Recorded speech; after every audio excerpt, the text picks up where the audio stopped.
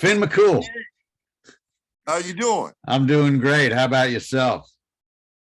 Doing great. I just had to, kind of maneuver. I wanted to see if you knew what you knew, but I knew what I knew. Well, let me see. I don't know what I don't know. I know that. Okay, so here's a little synopsis about that. We probably have two brains. One's lost, the other one's trying to find it, right? Yeah. It's a With, joke, buddy. without It's a joke. without a clue. Right. Right. Exactly. Pleasure to meet you, sir. You too, Finn. How you feeling? So, do a lot of people call you Finn, or is it just me? A lot of people do. All right, good. Especially back in Seattle. Especially back in Seattle, Washington. Yeah. It's funny when you sort of meet somebody, like meeting you as Finn. I'm not sure I can call you Harold. That's okay. Because Yeah. the people that actually called me Harold was my brothers, sisters. That's actually, I was named after my mother's father, my grandfather. So a lot of people don't call me Harold because it's funny because they say you don't look like a Harold. Does that make sense? Well, But even maybe. though, I mean, that's an old, yeah, it's an old school name, but yeah. I mean, the mind's funny. If I was introduced to you as Harold, you'd look like a Harold to me, that's just, but Right. you're going to remain Finn as far as I'm concerned. That's okay with me because I'm actually known as the Finn. Some people call me Big Finn, and I guess that's who I am. Finn. So, all right. So just because I like that stuff, you tell is your name Harold Izzo McGrain? Yes. Yes. So how'd you become Finn? Oh, wow. I think that's a good question. Okay. I got to reflect back. Good. I think I got that name from my teammate, Todd Smith. He called me Finn. That was short, hey, Finn. He knew I came from a Finnish lineage, my mother was 100% Finnish. My mother was actually, the more I learned more about my mother, history of her, they were Finnish Italians, and my father was Irish Italian. So I'm Finnish, Italian, Irish. And I think back then they just used to call me Finn for short, because I think it had a lot to do with the way I played ball. I played at an upper level, basketball, softball. I was tenacious. I mean, when I was on the field, I knew I flipped the switch, I was just a different person. And outside of it, I was just kind of like I am now, kind of low-key, quiet demeanor. Yeah. If that makes any sense. Oh, sure. And then when then I was just known as Finn, Big Finn, Big Finn. I was known. And then I changed it to Rock Finn, like my email, because I was like, when I was a kid, my weapon was a rock. I mean, I could throw a rock, hit anybody spot on. I was a rock thrower when I was a kid. And then also it was kind of, if I went through, I'm just reflecting back. Sure. When I was young, when I reflect, if I faced any kind of adversity, I always carried a rock in my pocket, 3 rocks in my pocket. And I used to walk around with it. And it was my way, I used to hold it in my hand. There was times, I love rocks. I loved going searching for rocks when I was a kid. I loved it. If I played in the dirt, I seen a rock and I was fascinated by it. Man, that's a good weapon, because I learned how to when I was a kid, I was always I was in rock fights, man. Hmm. So I was always throwing rocks. And you know, that's better than throwing bullets, right? Yeah. But back in those days, I was throwing rocks at people. I mean, I could go on a tangent about it. And, you know, then I went, actually, you know, people called me Finn, you know, that knew me. And I went and lived with Native Americans. And the name that came about me was from some elders of the Salish tribes in Washington State. What tribe? Sorry, I didn't hear that. What tribe? S'Klallam, Suquamish, which are coastal Native Americans. Yeah. They said, they used to call me Kumachin, Kumachin, which in their language is a sea wolf. They said, you remind us of an orca. So the elders used to give the fin sign like this when they see me. Wow. I looked at them and I knew, you know, but I mean, that's for another story. Yeah. Which is pretty good. I'm still friends with families to this day. But I think that was being called, you know, named Finn. I think that was my own identity. Does that make sense? Yeah, it does. I mean, it's ironic that you know, Finn has to do with your Finnish background. Finn has to do with you being regarded as somewhat of a shark by the Native American tribe you were with.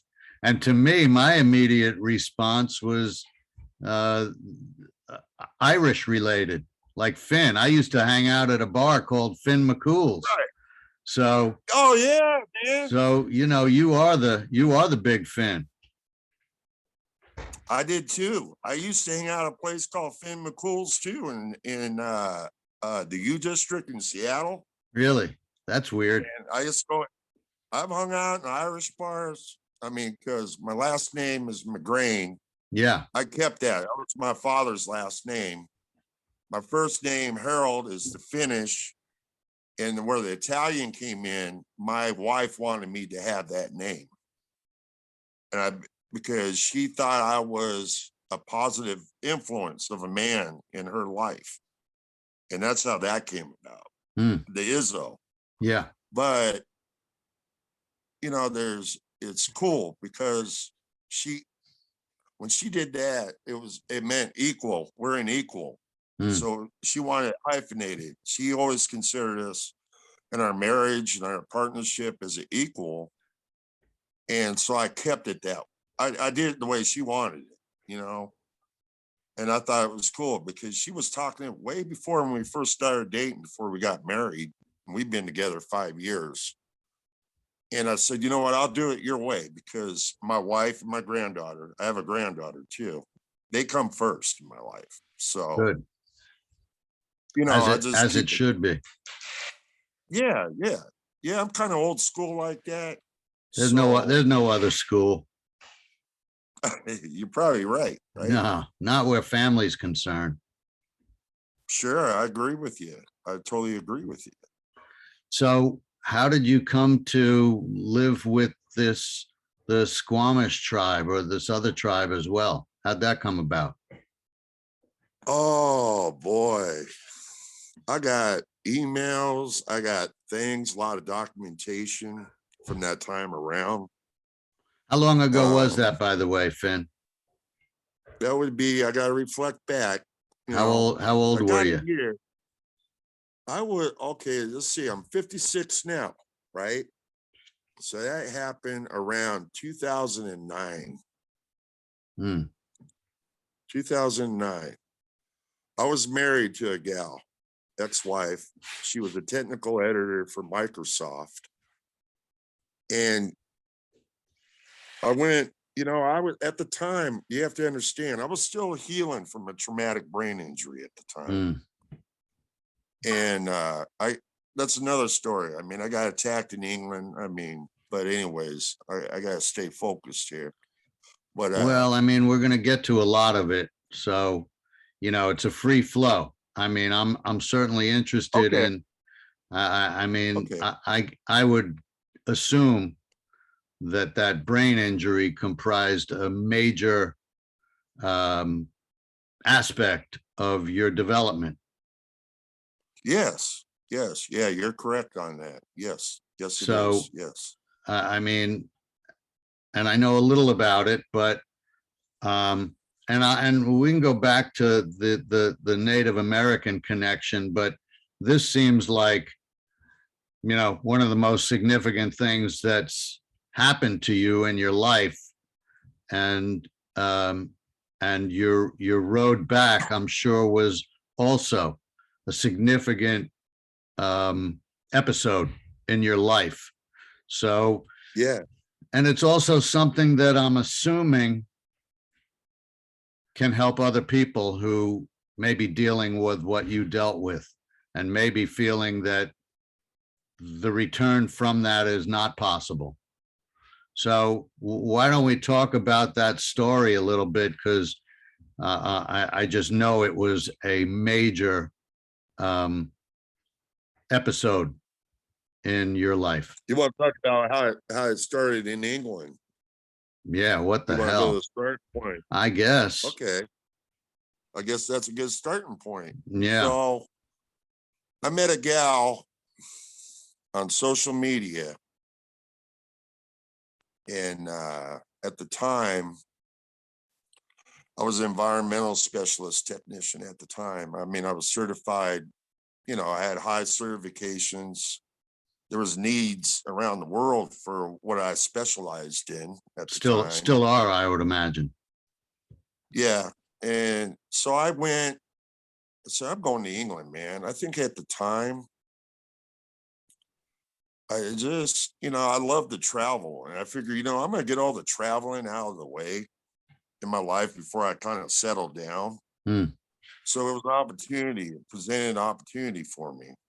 And I just didn't want to be, at the time, I didn't want to be in Washington State. I mean, I hate being around people, I hate being around my family. And I felt that I didn't have that support. You know, I've always felt that I had to support myself. I've always felt that since I was been a kid. And I just wanted to leave, you know. And I remember flying in to Northern England, Manchester. And, you know, I completely met this gal on the internet. You know, I think honestly I was chasing love, because I've told this to my wife. She told me that's what you were doing. You can't tell me you weren't. You would, anybody that would express any kind of love to you, Harold, you know, you fall for it. You're not so much naive, but a romantic. Yeah, you know, I mean, you want to feel love because you didn't get that as a kid, right? So my mentor was alive at the time, and he thought I was crazy. Everybody thought I was crazy, including my sister. And I said, no, I'm leaving, man. I ain't coming back. You know, I'm going to go over there. I'm going to make a life for myself, and I'm going to show you guys. You know, that's where I was at the time. And I went over there week before my marriage. I was in a pub in Ackworth. A week before your marriage over there, you were getting married over in England to this woman? I was in England, and I was only in the country about a week. And the night before my wedding, I was coming out of a pub with my brother-in-law and my father-in-law, you know, feature. We had been, you know, drinking in this pub. And I came out, my father-in-law's house, ex-father-in-law or whatever, Josh was his name. And there was, like, you know, those brick walls, you know, I was sitting on it, smoking a cigarette. And we were all outside and we were getting ready to go in. And there was this gang of 5 were walking by, and the Josh at the time said, "Hey, keep it down, lads." And they went, "F you, you old bastard." And he did not like that name. The word bastard triggered him. and he started going at him. And next thing you know, there was 5 of them almost ready to pummel him. It happened so fast because I remember, instead of thinking about what I was doing, I only had a reaction, right? And I started getting the best of them, and it pushed up. I had about 3 or 4 of them already kind of pummeled, but as you went further down the alley, there was less light. Somebody came around me. I must have got hit with like a steel pipe. And I just remember the flashes in my head, you know what I mean? Hitting the ground. I could feel the blood coming from my body, you know, and got up again, got hit again. The 3rd time, an inner voice told me, stay down. Don't get back up. Just stay down. Something just told me, just, you know, like an inner voice told me, stay down. And then it was over. By the time they got me in the house, I was blood from my face all the way to my feet. And I was messed up, and I was going, what the heck? You know, my nose was, they were trying to stop the bleeding. You know what I mean? I was bleeding like a pig. And they took me to the hospital. Josh, my father-in-law at the time, told me, say, hey, you're going to be all right. You're going to be all right. We got you, man. I used to be a medic in the mines. I'm certified. They came and they rushed me to the hospital. I remember sitting there looking at the clock. I was seeing double on my right eye. You know, I was getting nervous. I think it was my adrenaline. I don't know. And I didn't realize how bad I was hurt. My teeth down here were pushed back to almost to my throat. They weren't totally, missing. Excavated. You know what I'm getting at. But yeah. I remember after that, I wanted out of there. They wanted to keep me in there. And I said, no, I don't want to stay in here. And Christine's father said, I used to be, a medic, EMT. I'm certified. I'll keep an eye on him. Then I remember Christine came to the house. He didn't call her because she would have been upset.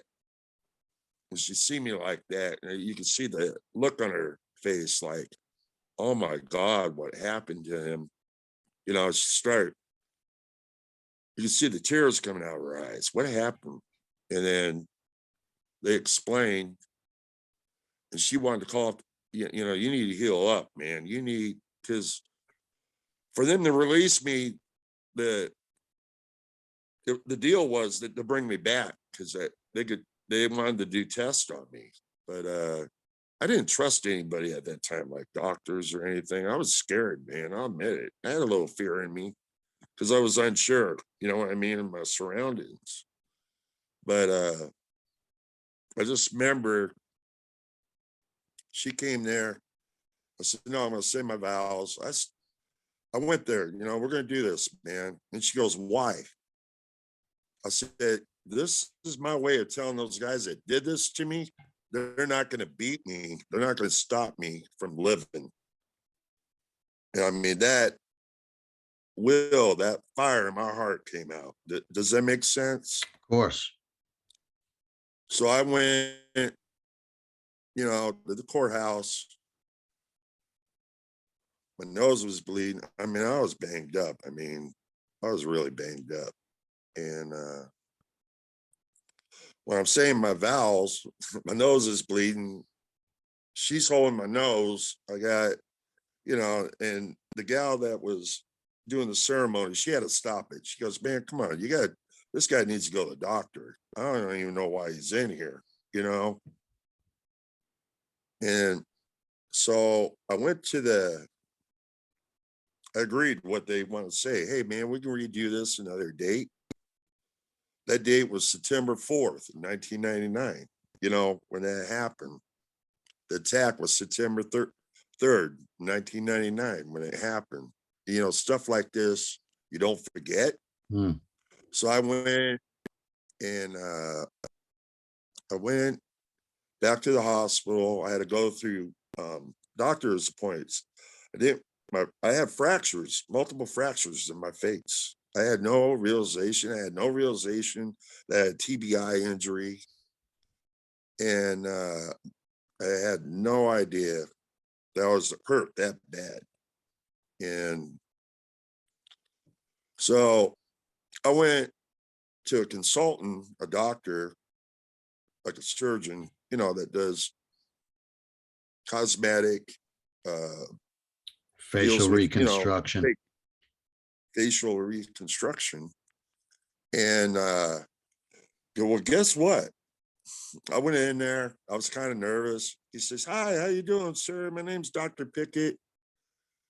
Their dialect was kind of hard to understand, but they were what they spoke Cockney, Yeah. in that Yeah. area. And I was like, wow, what's going on here? But I trusted, I was scared. I admit it. I was scared, and I wanted to go home really at that point. But I knew if I did, I would be looked as a failure.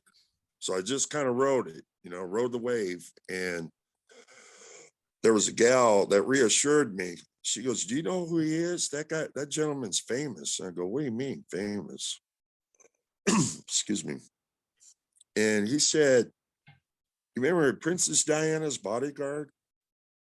That got, the accident?" I go, "Yeah." "Well, he's the one that reconstructed his face." I went, "What?" Okay. So he told me what they would do. They would take a small wire because my cheekbone was pushed back like this, right? They make a little insert with like a wire. And he says, "I make a hook and I try to pop it back into place. If that doesn't work, we have to put a plate there." So I started getting nervous, I won't know what to do because you'll be under, you know what I mean? You'll be on, they had to put me out, So I was like, oh no, man, I don't want that. And so anyways, I had the procedure and I woke up from the surgery.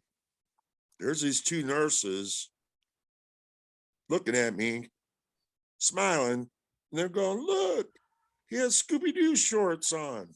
I did. I had these boxers that were Scooby-Doo, and they're making laugh. I just remember kind of getting teary-eyed, crying, because they told me there was no plate in my cheekbone. And I was happy about that. And I said, okay, I survived that. I'm thinking to myself, I survived that. I survived that. And then I went home. They wanted to keep me in. My jaw was still broke. I mean, it was shattered. My here, my nose. Well, I got hit by the weapon. It caused eye trauma, so I had a scarred cornea. And so my eyesight at that point was, that's when it was getting bad. And I remember going home, just trying to heal. I didn't want to stay in the hospital. I didn't want to stay in there, even though I was supposed to. I didn't want to. I just wanted to be home and heal. I just didn't. At that time, I had a phobia with doctors. I really did. That's probably stems from when I was younger. And, that's another story to get into. But then I went home. The phone rings. I'm at the phone rings, and it happens to be a researcher from a show called Robert Kilroy. And then I get another phone call. It happens to be the Sun tabloid. I was like, what? No, this is an interesting story. We want this. Nobody could take a beating like that. Like my wife looked at me at the time, ex-wife, and I said, "You want to do it? You need to heal. But if you want to do it, you're considered a hero around here now." I didn't look at myself that way, to be honest with you. I look at it like, I'm defending a person that can't defend himself, where the odds are against him. But I didn't Well, look at myself like, well, does that make sense? that's kind of the definition of a hero. Right. Well, I never have looked at Yeah, I myself know. like that. Well, you could have, you could have walked away or whatever. So, Right.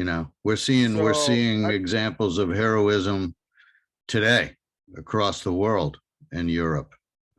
But that's what heroes do, is they walk into the fight, which is what yeah, you did. yeah, I did. Yeah, you're right, Rob. Yeah. But I'm just letting you know, I don't look at myself that way. Does I that make understand. sense? Yeah, because you're a modest guy.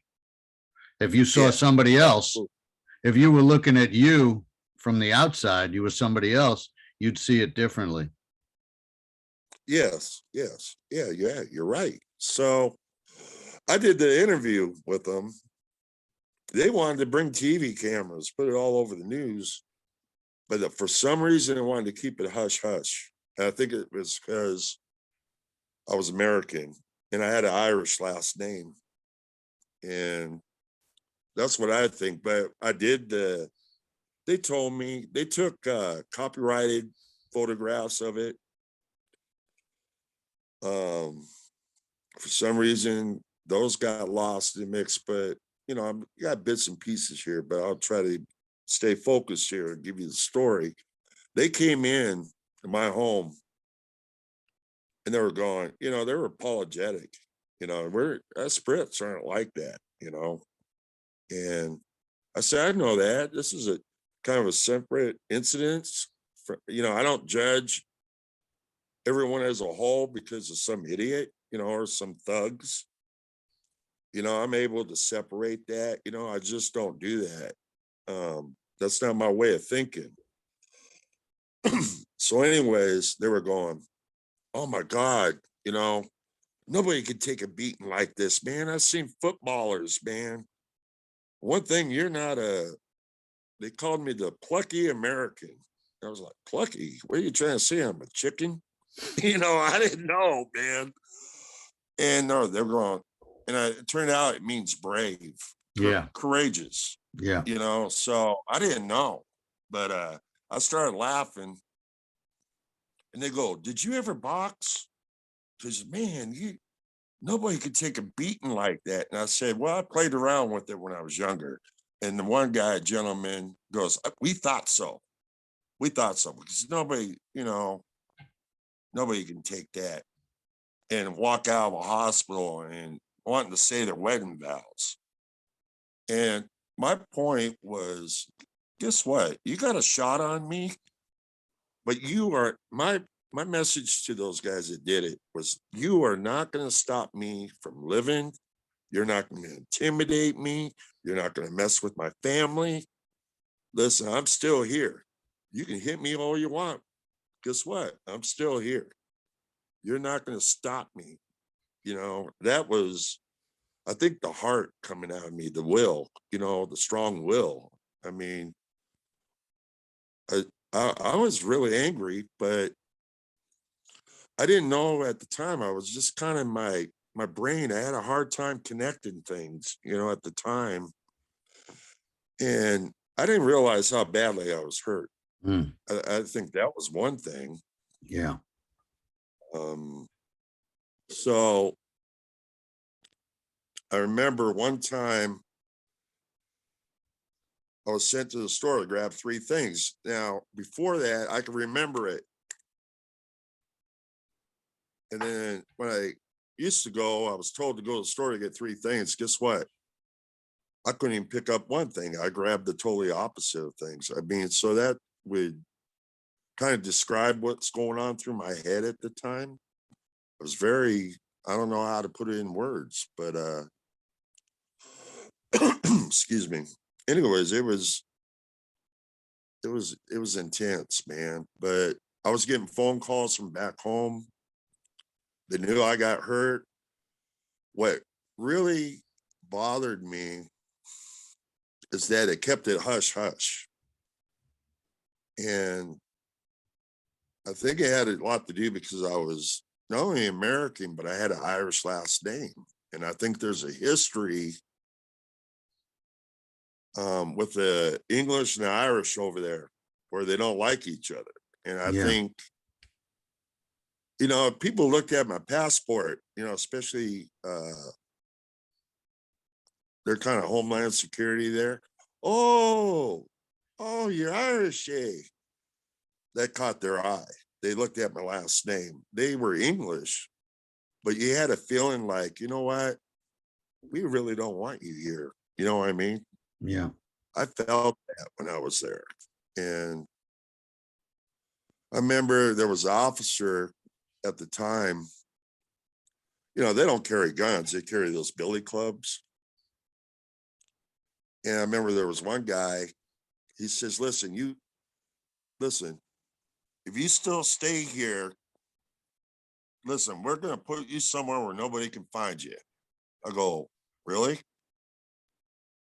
And I can't remember the guy's name, but I was like, you know, I'm thinking to myself, what's this guy going to do to me? They made me madder. Okay. I was there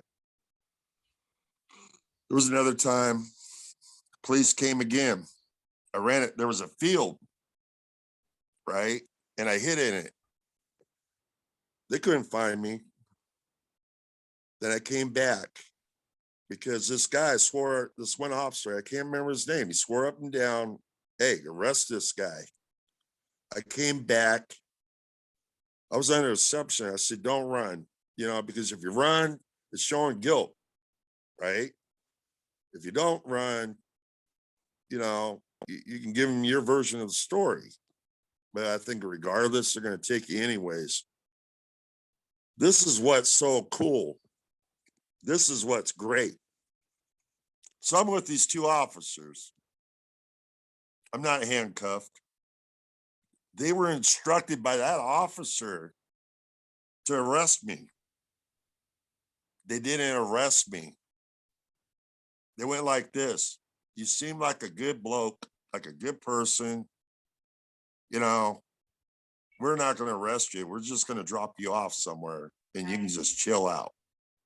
And I thought, really? They go, yeah, man, listen, man, you don't seem like a bad person. You know, I was like, oh my God, thank you. You know what I mean? I said, I'm not lying to you. You know, I'm not lying to you. I'm telling you the truth. He goes, no, we'll just drop you off somewhere. We were instructed to arrest you, but we're not going to arrest you. There were two cops and they took me wherever I wanted. They dropped me off. Hey, drop me off at the pub. And I sat there. That's where I sat, you know, and I just kind of sat to myself.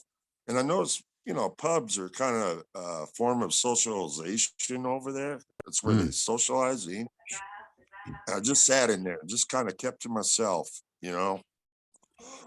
And then my phone rang and it was Christine. And she goes, why don't you come back home? Did they arrest you? She was under the assumption I was arrested. I said, no, the guys just dropped me off. They didn't want to arrest me. So I came back, kind of cooled off. I think the story would have came more. I was supposed to identify these people. I couldn't identify them. I went through, you know, where they come in, got different people. Which one was it? I picked number 6 and it was number 7 that actually did it. And I don't know. It was just horrible. But your father-in-law and your father-in-law and brother-in-law couldn't help out there? Nope, they didn't help me. They wouldn't help me. And that caught my eye too. Maybe they didn't want me there. I don't know. You know what I mean? I don't know. But I couldn't identify the guy. And they said, no, but we'll try it again.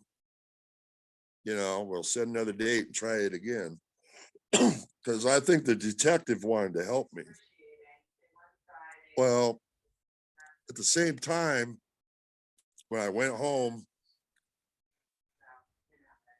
to my place, my ex-wife says, you need to go back home. She was with her sister,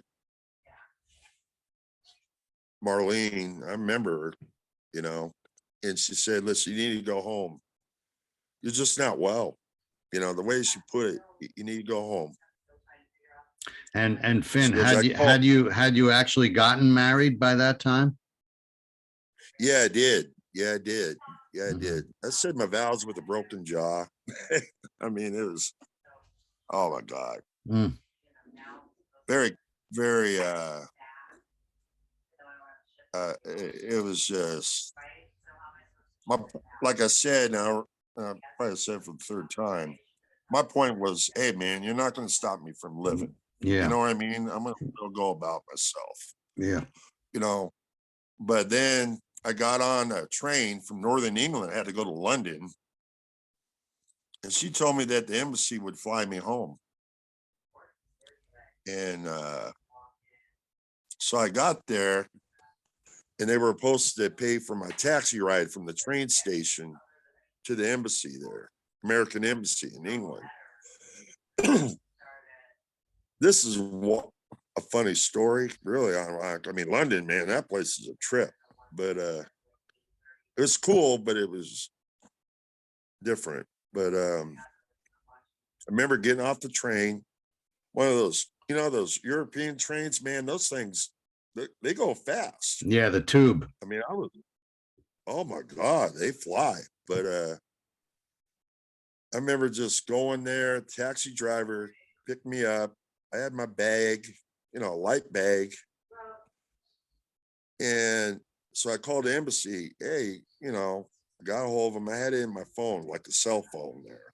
And no, we don't pay for your taxi ride. So here I get this taxi ride. I didn't have the money to pay them. I mean, it's flat broke. And so what I did, I gave him, he loved baseball. So I gave him about 3 baseball hats, pro hats. And he that's fair trade, he said, and I told him my story, who I was. I was in the Sun tabloid. He goes, oh, I read about you. And then he was just really eagerness to help me. You know what I mean? And I said, yeah, they're flying me out of American Embassy. They're flying me back home. And I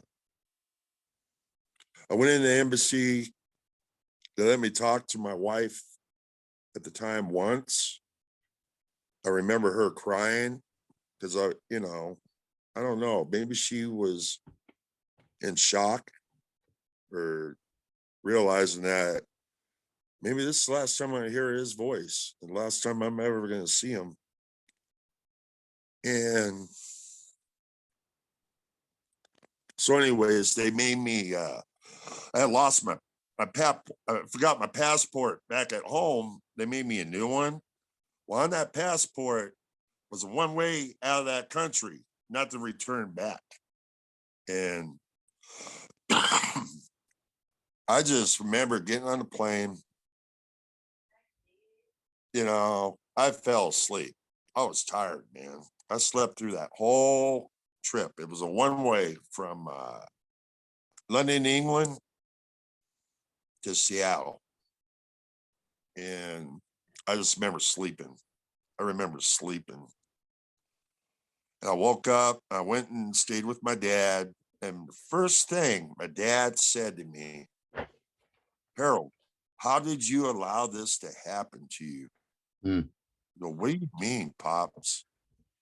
How did you allow this? How did you allow these people to do this to you? I go, what do you mean? I didn't start it, Pops. I was defending somebody. And he was mad. I mean, he was mad. I go, what do you mean? What do you mean? My father, my biological father. Yeah. And I didn't understand at the time what he meant by that, I mean, I do now. probably, but my father was very, I don't know. He was just, I just didn't get that. I mean, I go, what do you mean? You know, I don't what know he's what he, trying, I don't know what he meant either. I didn't know either. And that, like, I was like, Dad, are you on my side? You in my corner, or are Yeah. you against me? Yeah. That's what I thought at the time. Are you in Well, my corner? it sounded like, you kind of left home because you didn't feel anybody was in your corner at home. That's why you went to Uh, England in the first place. yes, Rob. Yeah, yeah. That's a good way to yeah, you're right. Yes. Yeah, you're right. I don't I don't think my biological family's ever been in my corner, to be honest with you. Is your dad My still, sister Lori, no, he's gone. He's gone. My did you father guys passed ever, away. did you guys ever find peace or love with each other? Yeah, we did before he passed. Yeah, we did. Yeah, we did. That's My good. father came down with dementia, and I stayed with him and used to go and visit him until the day he died. And I did that with my mother too. But I think the one that always impacted me was my mentor, was Larry Daly. Um, I mean, that's another story to go into sometime, but I'm trying to right now, because everything's a process, right? So I have to build timelines and dates, and certain things trigger my memory. Does that make sense? Sure. So I don't like to talk in circles. I like to, hey, straightforward facts and a story. Yeah. That's It just doesn't always go that way, man. A circle is okay because, you sort of end right. up where you started from. So that's all right. Well, you know what? That it's like a clock, right? Isn't Yeah. our life like a clock? Mm. So you look at the 12, it goes to the 6, but eventually it goes back up. And Yeah. I think our life cycle's kind of like that. I Mm. don't know if that makes sense, but yeah, nothing's been easy, man. It's not easy to talk about sometimes. It's not, I mean, I could do it. I got documentation of it, Yeah, I'm you not, know. I mean, I wanted to hear about the incident just so I know what the story is, and it's a shitty story, I'll tell you that. It's not something that Oh, should happen to anybody. And, you could have avoided it if you let your father-in-law take a beating. There's nothing right or proper about what happened to you, but it happened. So, right. and shit happens. And a lot of times we're defined by how we respond to the shit that happens to us. So Yeah. tell me about the road back. The Tell me how, recovery back. yeah, because Well, it wasn't easy. I understand it was largely self self-generated, self-executed, self-activated. Yes. Yes. Yes, it was. It wasn't easy. It wasn't an easy road, but that's interesting how you say that. I like Rob, I like you already, man. You really know how to interview people, don't you? Um, I like to find out about people. sure, but you ask the appropriate questions, and I love that. I love it. I just like, well, I think you have a good energy about you. Take it as a compliment. I just like it. But wow, the recovery. Oh my God. Man, okay, I have a friend by the name of Tom Ruttinger. He was actually a sponsor of the teams that I played on. He was basically in the mastermind, the manager of the team. And that's another story later. But he was a real estate guy, and he bought a house in Marysville, Washington.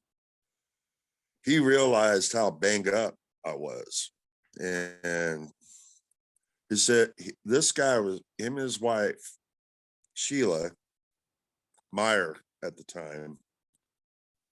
Man, they were right there for me. They got me income coming in. I had to go on a disability, Social Security, because I had an income coming in to survive, and until I could regroup, you know what I mean? Guess that was my only safety net. And so I lived in this house in Marysville, Washington, and in the back of it, there was a garage, and he had a guy by the name of Paul Archie look after me. Well, he turned out to be an extra on the show Northern Exposure. You remember that show, Northern Sure. Exposure? Yeah.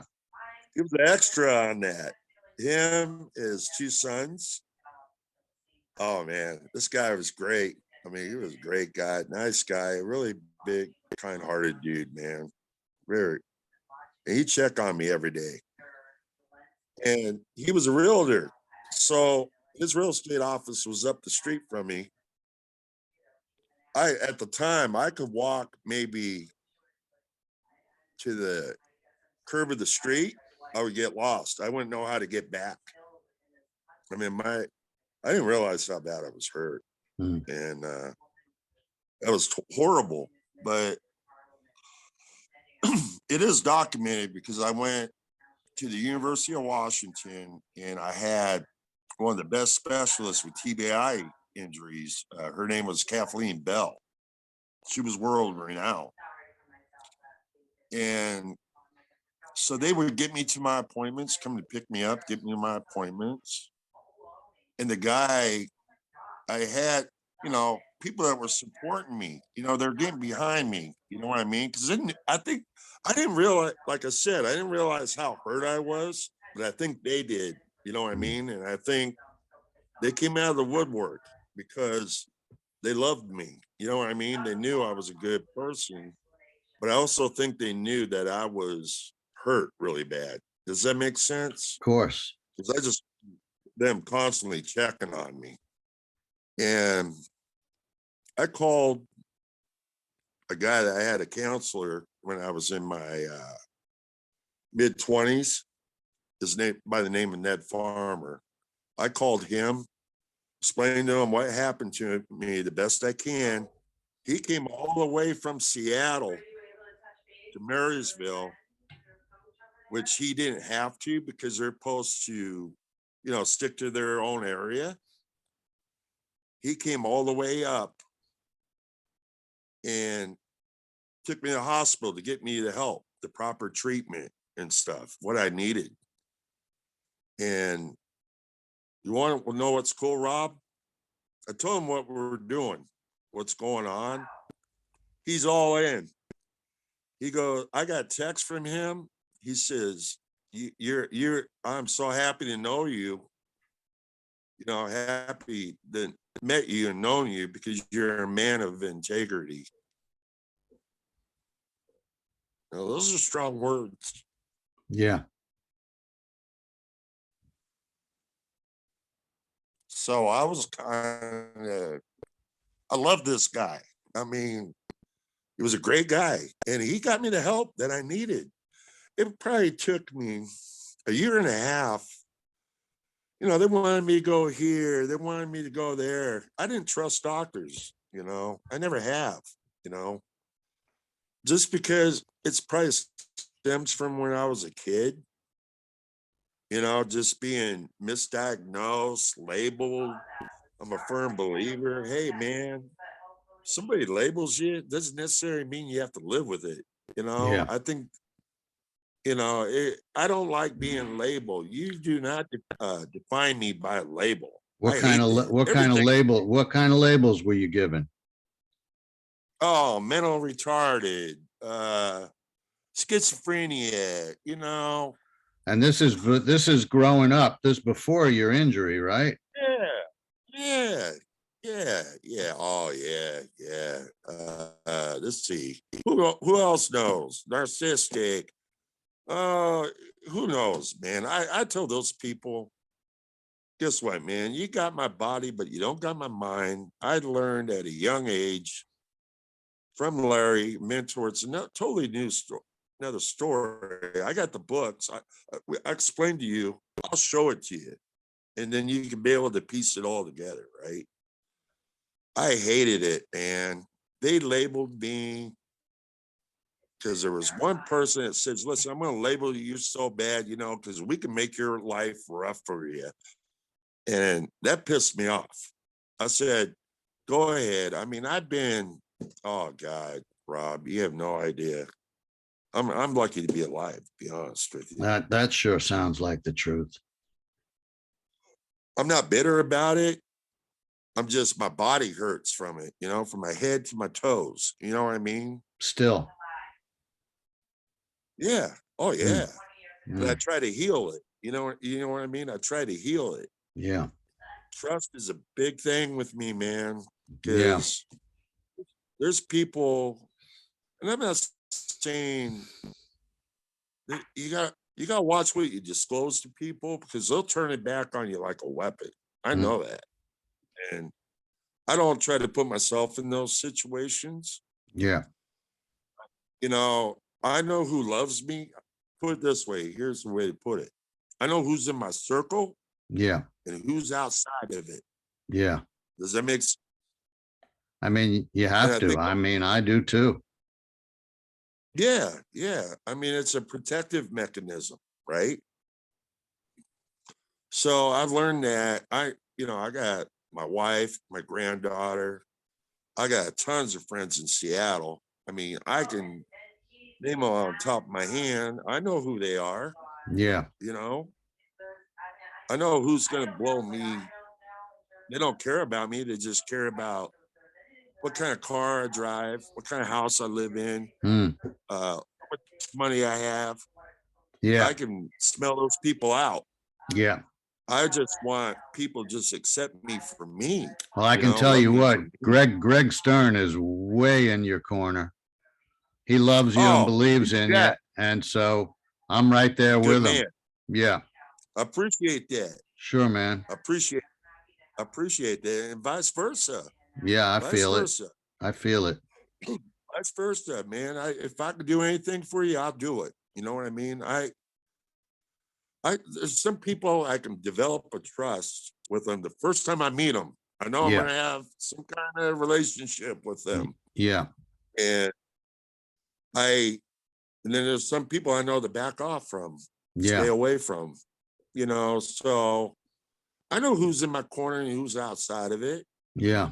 You know, my wife is one of my biggest people in my corner. I would think so. Yeah, but when I like her, she don't sugarcoat stuff. She tells you the way it is. You You know, need my wife's full blooded. your What's wife that, what? Rob? Go ahead. I say you She's need full people who blooded will tell you Italian. the truth. Yeah, my wife will tell me the truth, whether it hurts you or not. It's just who she is, you know. Um, she's interesting, you know, she's beautiful too, you know. I mean, my wife's beautiful inside and out. I mean, you know, we're kind of like two dogs. We get in our little snipping at each other, smelling each other butts. You know what I mean? Then it's Mm. over. You know what I mean? Yeah. Look how dogs are, I know, right? man. I We're know. kind of like that. How'd you I guys know. meet? How'd you meet your wife? I met my wife. Oh, this is a great story.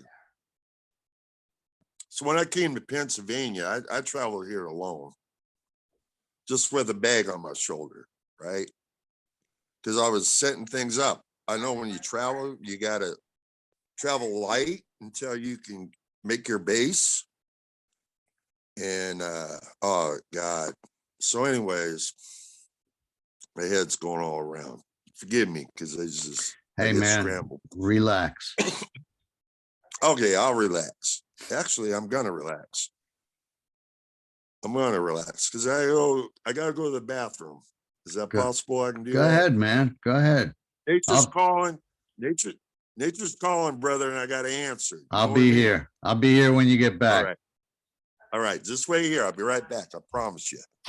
I believe it. All right, buddy.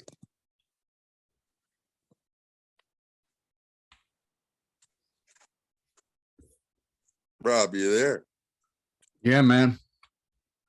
Sorry about that. No Nature problem. was calling. I had to answer. What are you going to do? Oh, I went to the bathroom. Then I'm going to step outside because the sun's out there because my cat. Uh-huh. I'm going to step outside for a bit.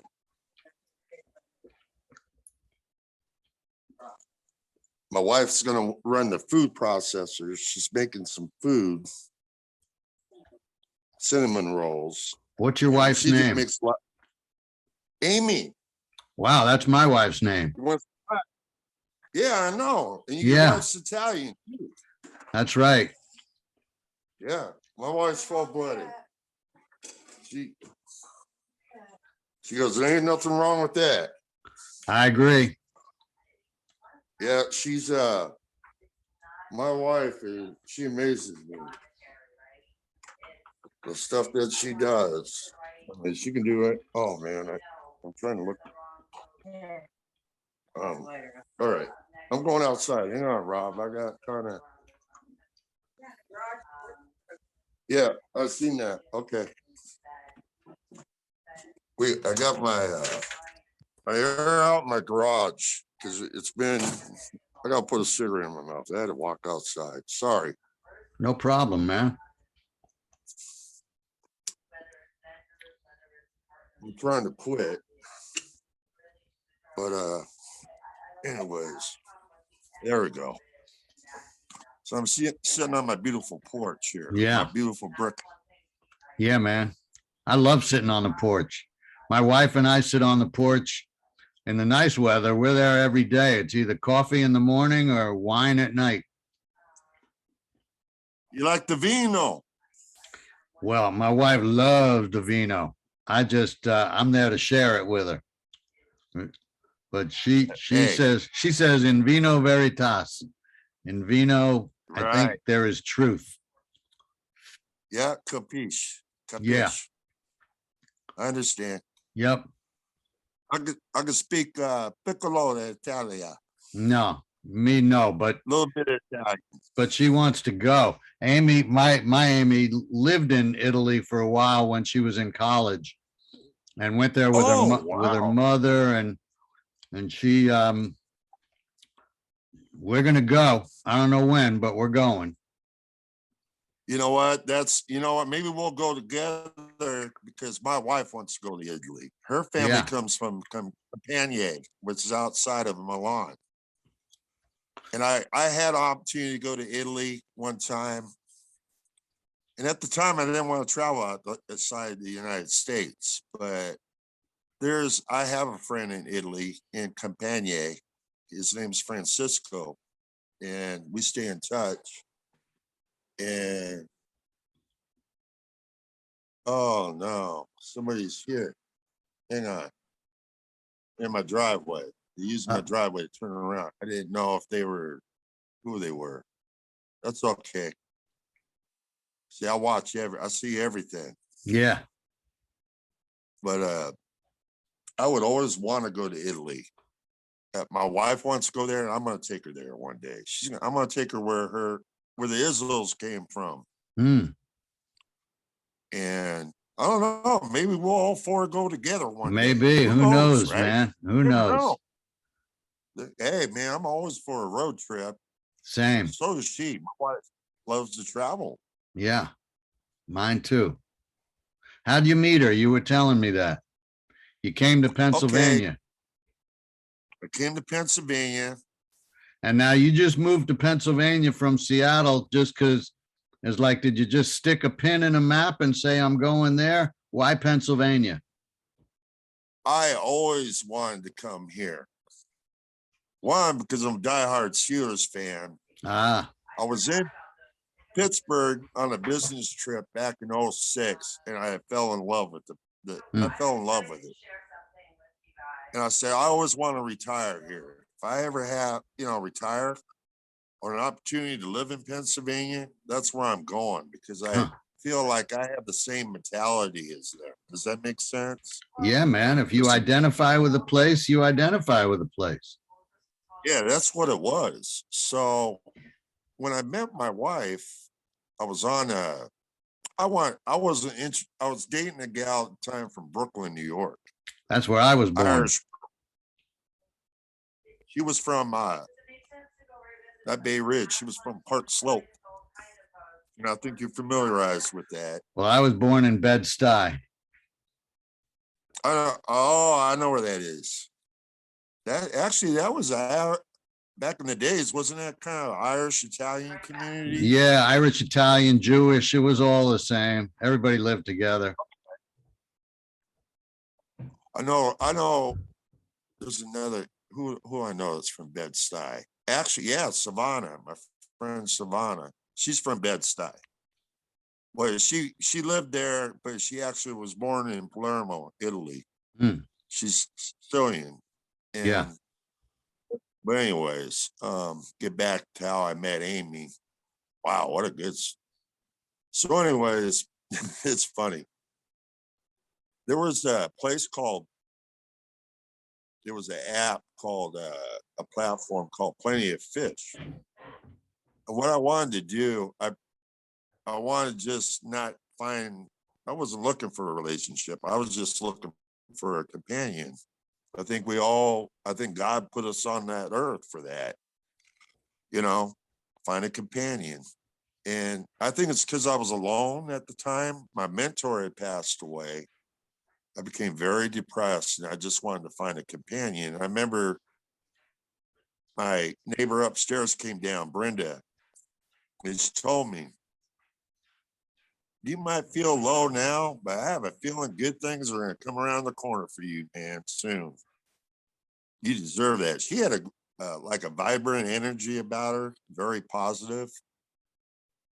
Served in the Air Force, great neighbor, always look out for me. I mean, I didn't know anything. I was just kind of just really dazed and confused, I guess, when my mentor passed away.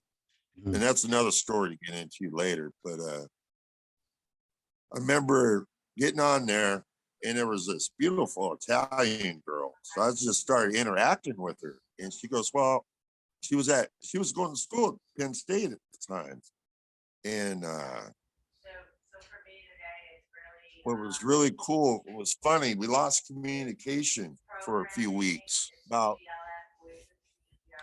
maybe 6 weeks. So I'm on Facebook. I get this friend request from an Amy Izzo, right? It dawned on me, that's the gal I was talking to. So I accepted it, right? And I sent a text. I said, do I know you? You know what her response was? You do now. And I started laughing because she's witty like that, very witty. I mean, smart, man. My wife is extremely smart. And especially with the tongue, I just remember her coming up. I was a mess. Didn't even look proper like I wanted to meet someone. I was just happy to see her. And she went along with it where most women probably would have walked away, but she didn't. So we went down. There was a place, I was part of this club, of this fire hall, right? Kind of private place. We played pool. When we sat down, opened up the first beer, you know music, right? Sure Have you do. ever heard of BPO? Yeah, Turner man. Overdrive? Of course. Taking care of business. Well, there was another one. You know the song "You Ain't Seen Nothing Yet"? Yeah, baby. That started playing on the jukebox. Uh-huh. Oh God. I remember it vividly. My wife does too.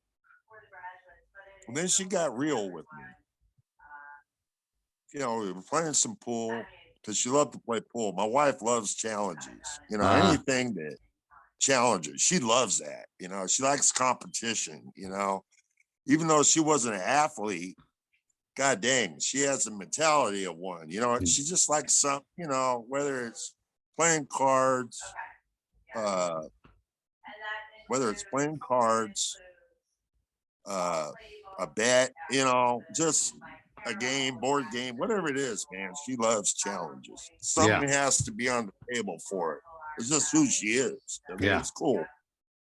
I mean, I think that drew me a lot to her because I was the same way. You know, Sure, the same man. mentality. You bet. And I was like, God dang, I wonder if we're the same cloth. You know what I mean? Yeah. And God, she sat me down and she was brutally honest. My feet were messed up. My teeth were messed up. She goes, listen, I want you to listen to me closely. Listen, you're banged up. She goes, listen, I used to be a nurse. I can help you. I said, I got a phobia to doctors. She goes, listen, I can help you. You gotta trust me. You gotta trust me. Because she knew. She knew. And I said, okay, I will. And she got me to where my feet got fixed, my teeth got fixed, everything. She helped me so much because she understood the medical terminology. You know, not only she was a nurse, but she was going to school at the time for a hospital administration and policy, where she could run the whole. I mean, she's just, I don't know. Amy's unique. I'll just put it that way. One of a kind. That's why I love her so much. That's why I married her, because she's one of a kind. And she's just great, man, in all aspects. I mean, just a smart woman, very smart. But and down to earth too, very down to earth. Yeah. And kind. I mean, she's just a good person all around. Just and beautiful too. On top of it, she's very pretty. You know, beautiful. Nothing wrong with that, brother. All around, and just drop dead gorgeous. You know, she still is. You know, she still makes my heart flutter. You know what I mean? That's good. Mine But too. yeah, yeah, isn't it good? I You mean, bet. 5 years went by. 5 years went by, and I'm like, where'd the time go? But we're a team. We did everything together. We faced the good, the bad, the ugly, adversity together. And guess what? Got through it and still smelling good. You know what I mean? Sure do. Still, she's resilient, man. I call her the cat woman because she's just resilient, man. Tough. I mean, she might be short, but she's tough. I mean, oh my God. I mean, I could go on a tangent for hours about Amy, you know. I mean, she's just amazing. But man, what a ride though. But we were able to you might as well call it, I've been married her. I've been with her since day one. Never really separated from her. And we bought a house together. We did, you know, look, Rob, look at my beautiful house. Yeah, right? that's beautiful, man. You want it's gorgeous. We did all this together. You know, at some point you got to have your own thing and nest somewhere, right? Hmm. That's what we did.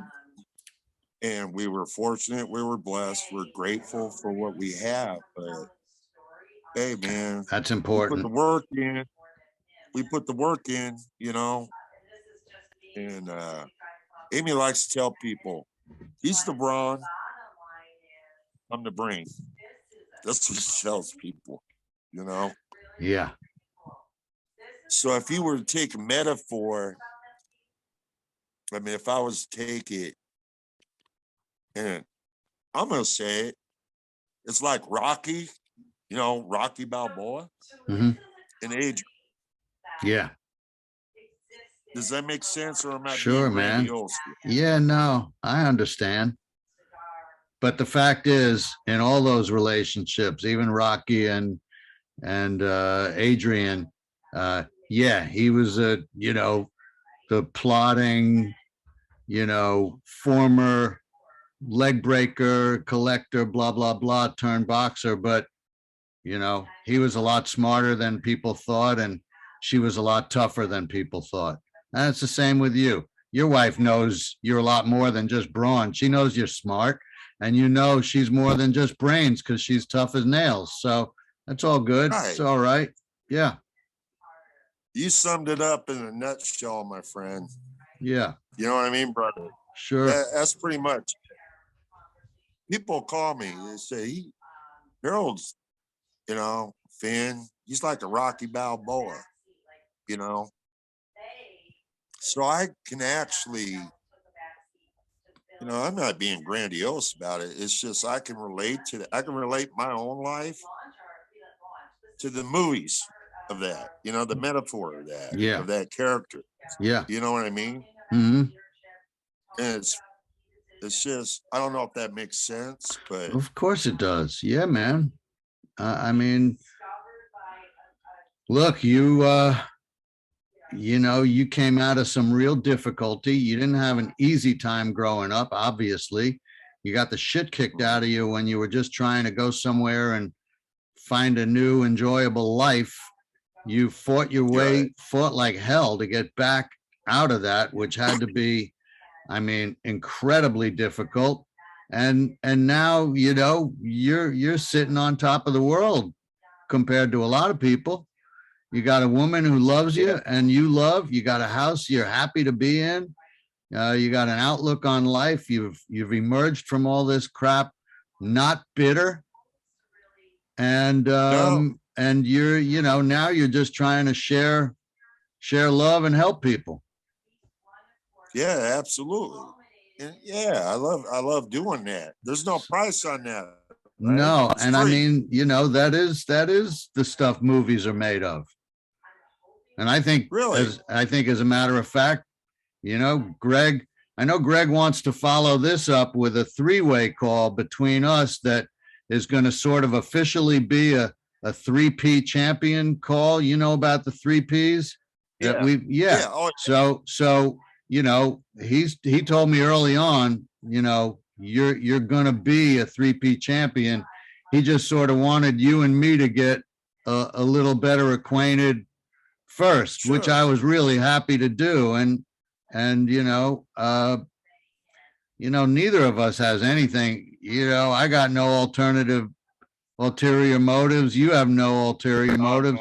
We're just trying to get to know each other, and I'm happy to do it. And I know Greg really appreciates, help that you've given him. And he said, you're just a man of your word. And like you said, that's all anybody can want from anybody else is just, straight up truth. Well, if I like you and I trust you, there's not a thing I wouldn't do for you. Same if I know here. you're kind of to a face. Yeah, no.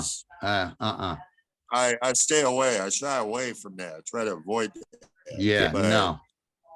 I think I'm a pretty good judgment of character. So do I. I think you are, and I think I am too. And that's all I can rely on. And I think we all have something in common. Yeah. That brings us together, connects us. And that's the beauty of it. Well, first of all, I also think everything happens for a reason. So if there wasn't a reason, we wouldn't be talking today. I'll tell you a funny story that taught me a lesson. It was probably, I don't know, could have been 20 years ago. And I'm a pretty trusting guy, but I'm not naive. I wasn't born yesterday, but I'm a pretty trusting guy. So a guy calls me up from Florida, said he's coming up to Philly to do a sales conference, and he wants me to, he talked to the film office and found out about my company and wants me to document this conference and, market it with him. I'm like, well, okay, sure, man. So he comes up, sure enough, fills a room at the Marriott and shoots and presents a sales conference from Monday to Friday, full room. People paid good money to see him and hear him. And I filmed the whole thing. Wow. Yeah. And at the end of the week, Friday, end of the day, he's like, all right, well, I'll take the tapes back to Florida and then look at them and then we'll talk about editing them. Okay. I said, well, I haven't gotten any money. So I'm sort of faced. So he goes, what? You haven't gotten paid? I was like, no, I haven't gotten paid. So he gets on the phone. He calls, somebody back in Florida and said, listen, I want Rob Stoller. I want Art in Motion to get paid. So first thing you do when you come in Monday morning, he's leaving a message, presumably, is write a check to Art in Motion for whatever it was, $3,000. Wow. So at that point, then he's like, all right, well, you'll get paid first thing Monday morning, but I got to catch a plane. So let me hold the tapes and we'll catch up after the weekend. So, wow. I'm faced with sort of the decision, do I give him the tapes, even though he hadn't paid me, and, and take a chance of not getting paid, or do I not give him the tapes and take a chance of ruining a relationship that was just really an honest mistake? So, and this is a fact, I swear to God, I give him the 2 boxes of tapes. He walks out the room and I got a pain in my stomach, a physical pain.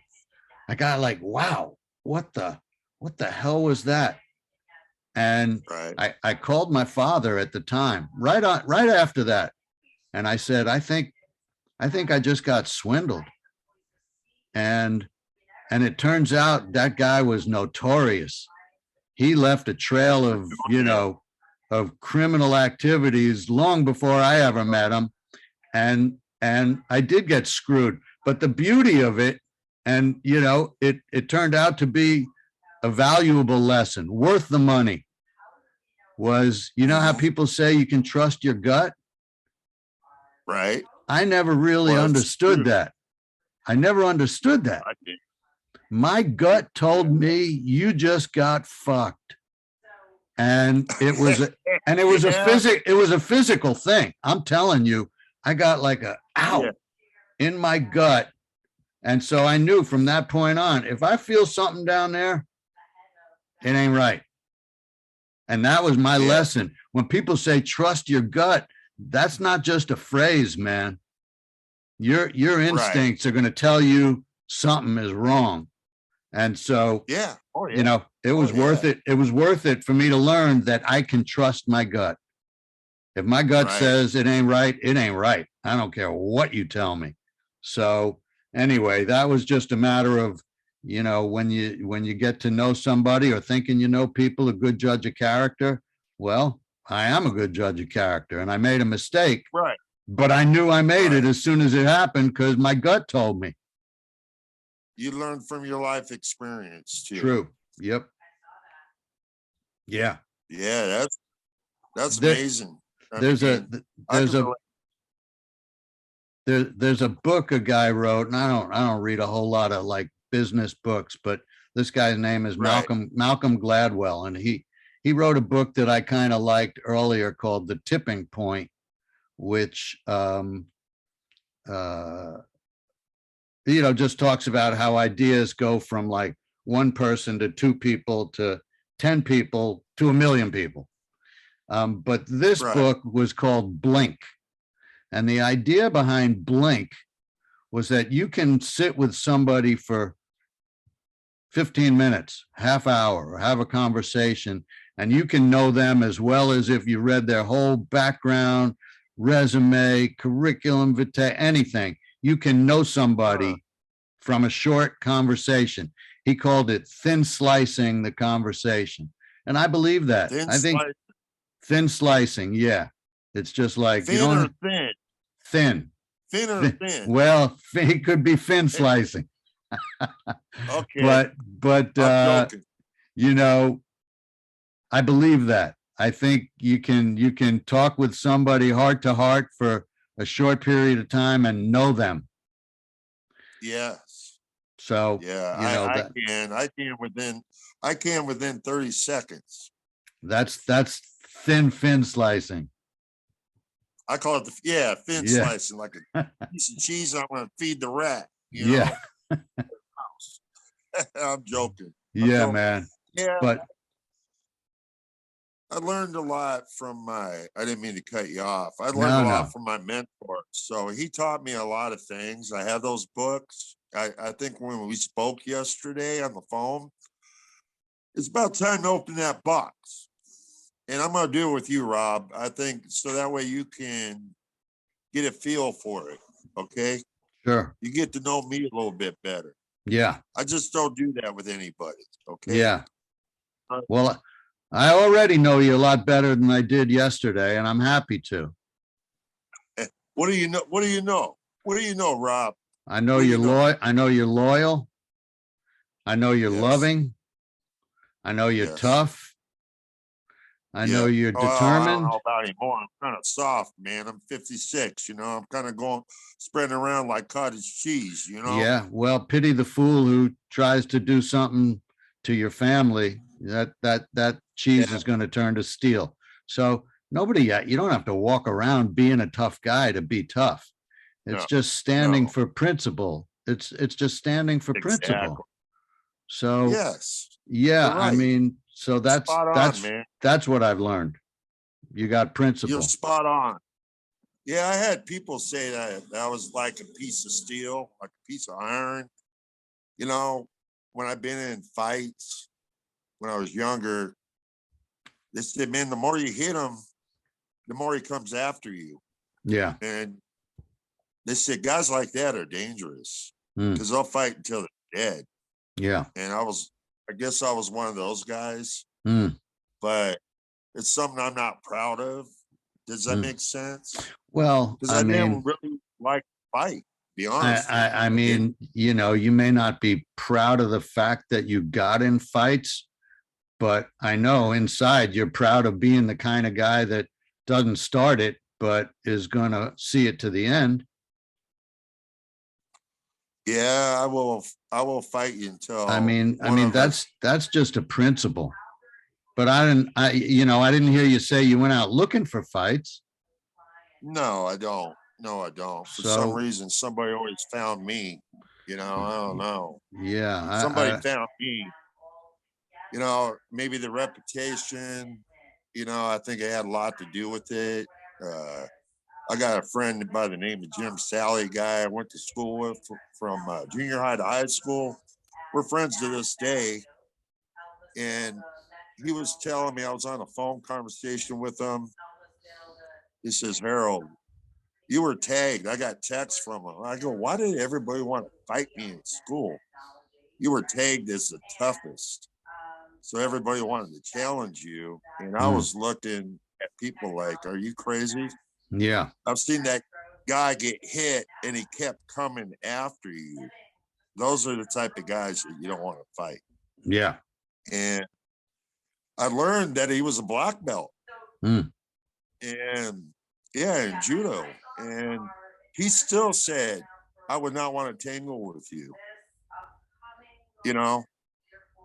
But what I loved about Sally, he had a good demeanor about him, very controlled, very good athlete. I mean, we're buddies to this day, man. Yeah. We were buddies, just same. What, you speak to somebody 30 years later, you still have that rapport, that relationship. Yeah, I have some friends like that. Younger. Yep. I got my 50th high school, my 50th high school reunion coming up in June. And wow. Yeah. In New York. Yep. And I'm still friends with guys that I was friends with back then. Those friendships are forever. They never change. Yeah. Yeah, I still have that. I still have that. I still have that with people. Yeah. Sure. I mean, that's great. Yeah. Hey, I had a question to ask you, Rob. Shoot. Now, tell me some more about your sister. You know a little bit about me now. Yeah. But yeah. No, I want to, I want to somehow you know, make your story relevant to her and hers relevant to you. So my sister's name is Lee. She studied music therapy at NYU.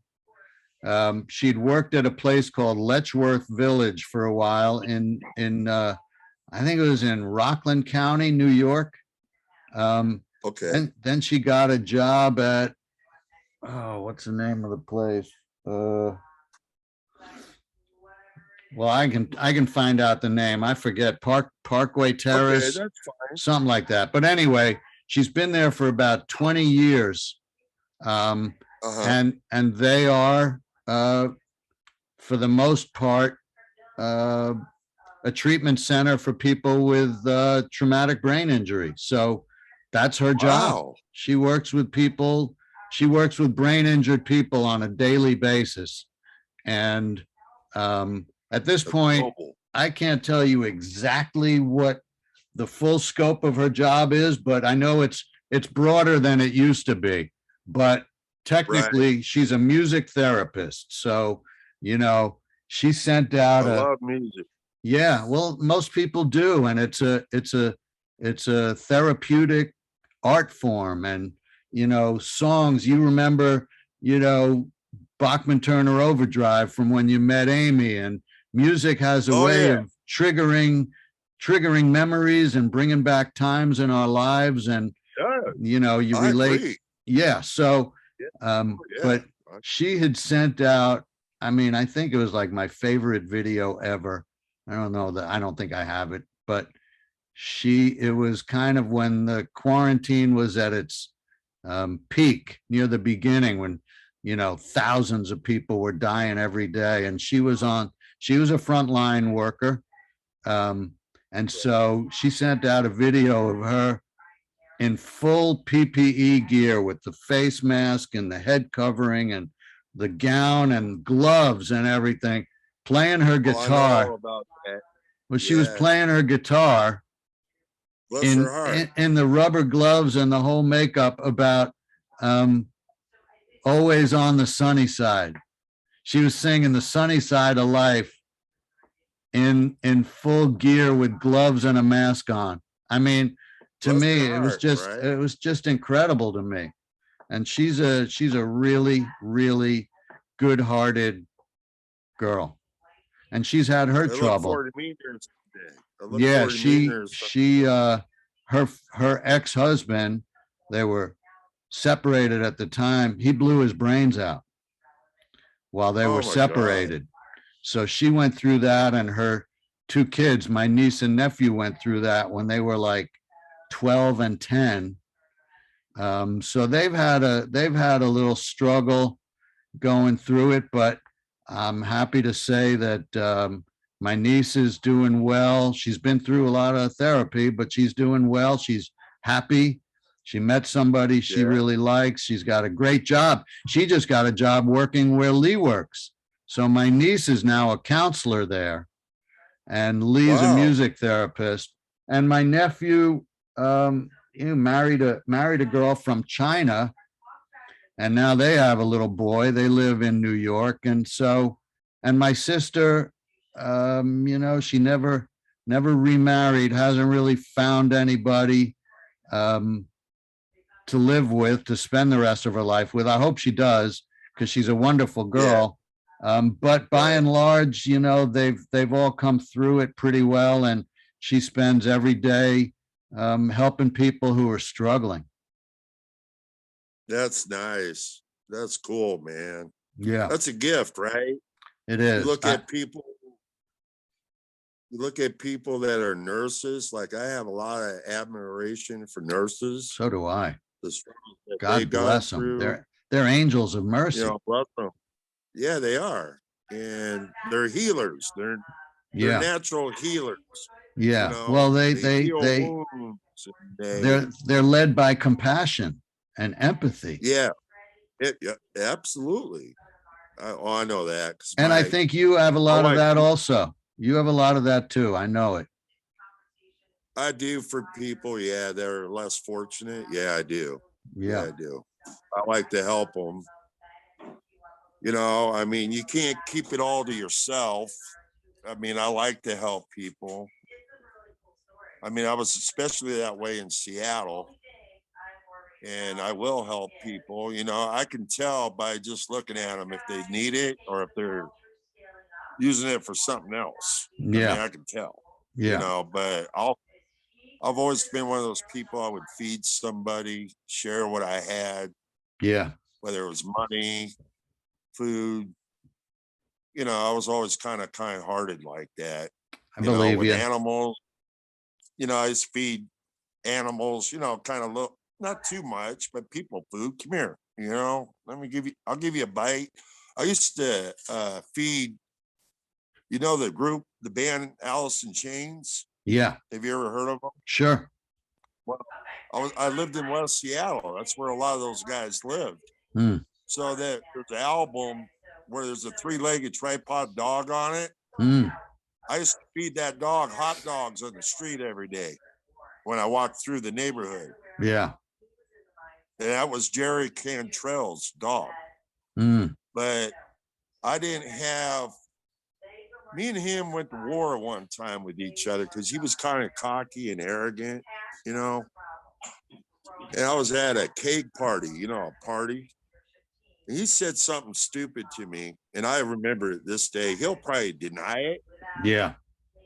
Get in a fight with him. And I said, man, listen, I will cut off your ponytail and shove it right up your ass.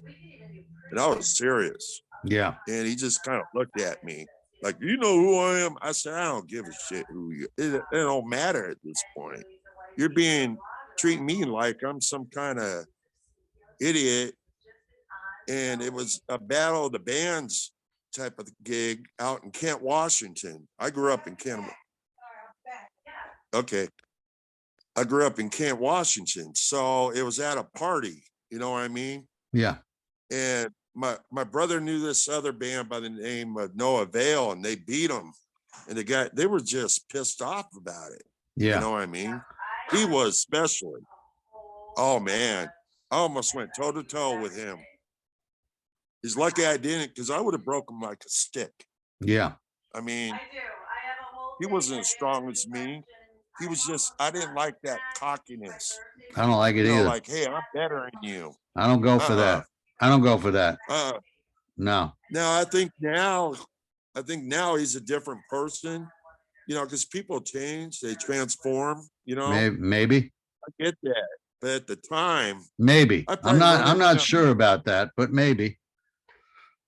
Well, you know what I mean. I'd probably run him now. Probably wouldn't even think anything about it, but I would refresh his memory about it. Yeah. He probably deny it to this day because I'm a nobody, right? At the time, I'm a nobody. I hope he would apologize for the guy he used to be and assure you he ain't that guy anymore. I doubt it, but I hope that what would happen. You never know. Yeah. I mean, you never know, but I knew a lot of the guys when I lived in West Seattle. I met Chris Cornell. I met Eddie Vedder. I met Dave Grohl, you know, the drummer. I actually, to this day, I know the original drummer of Nirvana, Chad Channing. We're still friends to this day from 92. Yeah. When we cross paths, we have a beer. We don't talk about music. We talk about sports. We talk about world events, you know? Yeah. Yeah. The thing what people don't realize, even though they're kind of idolized for being an impact in music, they're still people. So sure, you have man. those people conversations. Well, that's what, you know, that's what the 3 Ps is about. When we talk to, you know, we talk to, you know, coaches and players.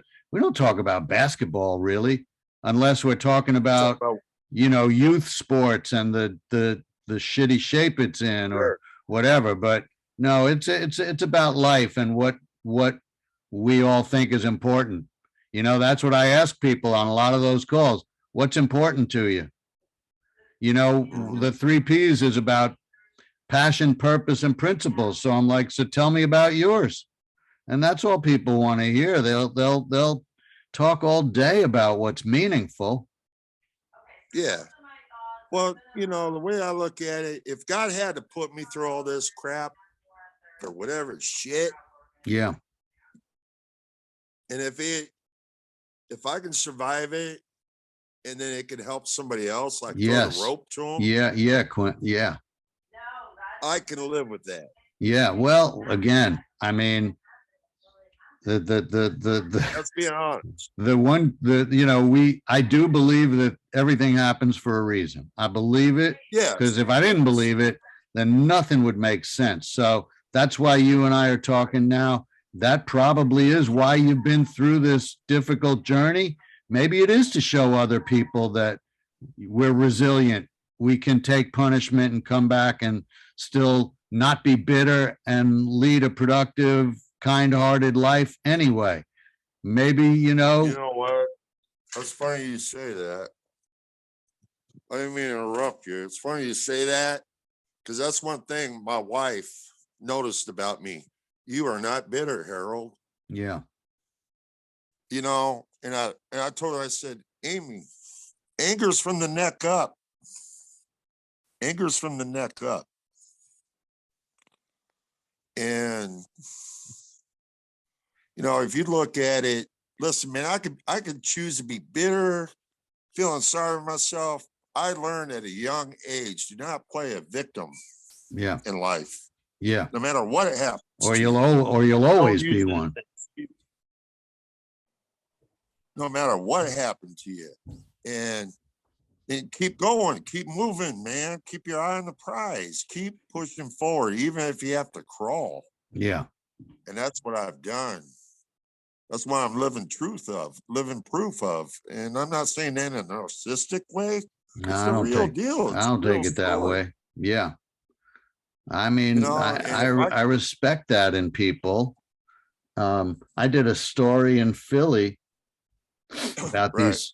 I've done a couple of them, but there was one story about a guy who was on death row in New Orleans for 19 years. And then yeah, a couple of white guys from Philly who were doing like pro bono legal work after 19 years, recovered some new DNA evidence that exonerated the guy. He was never the guy. And he was convicted actually by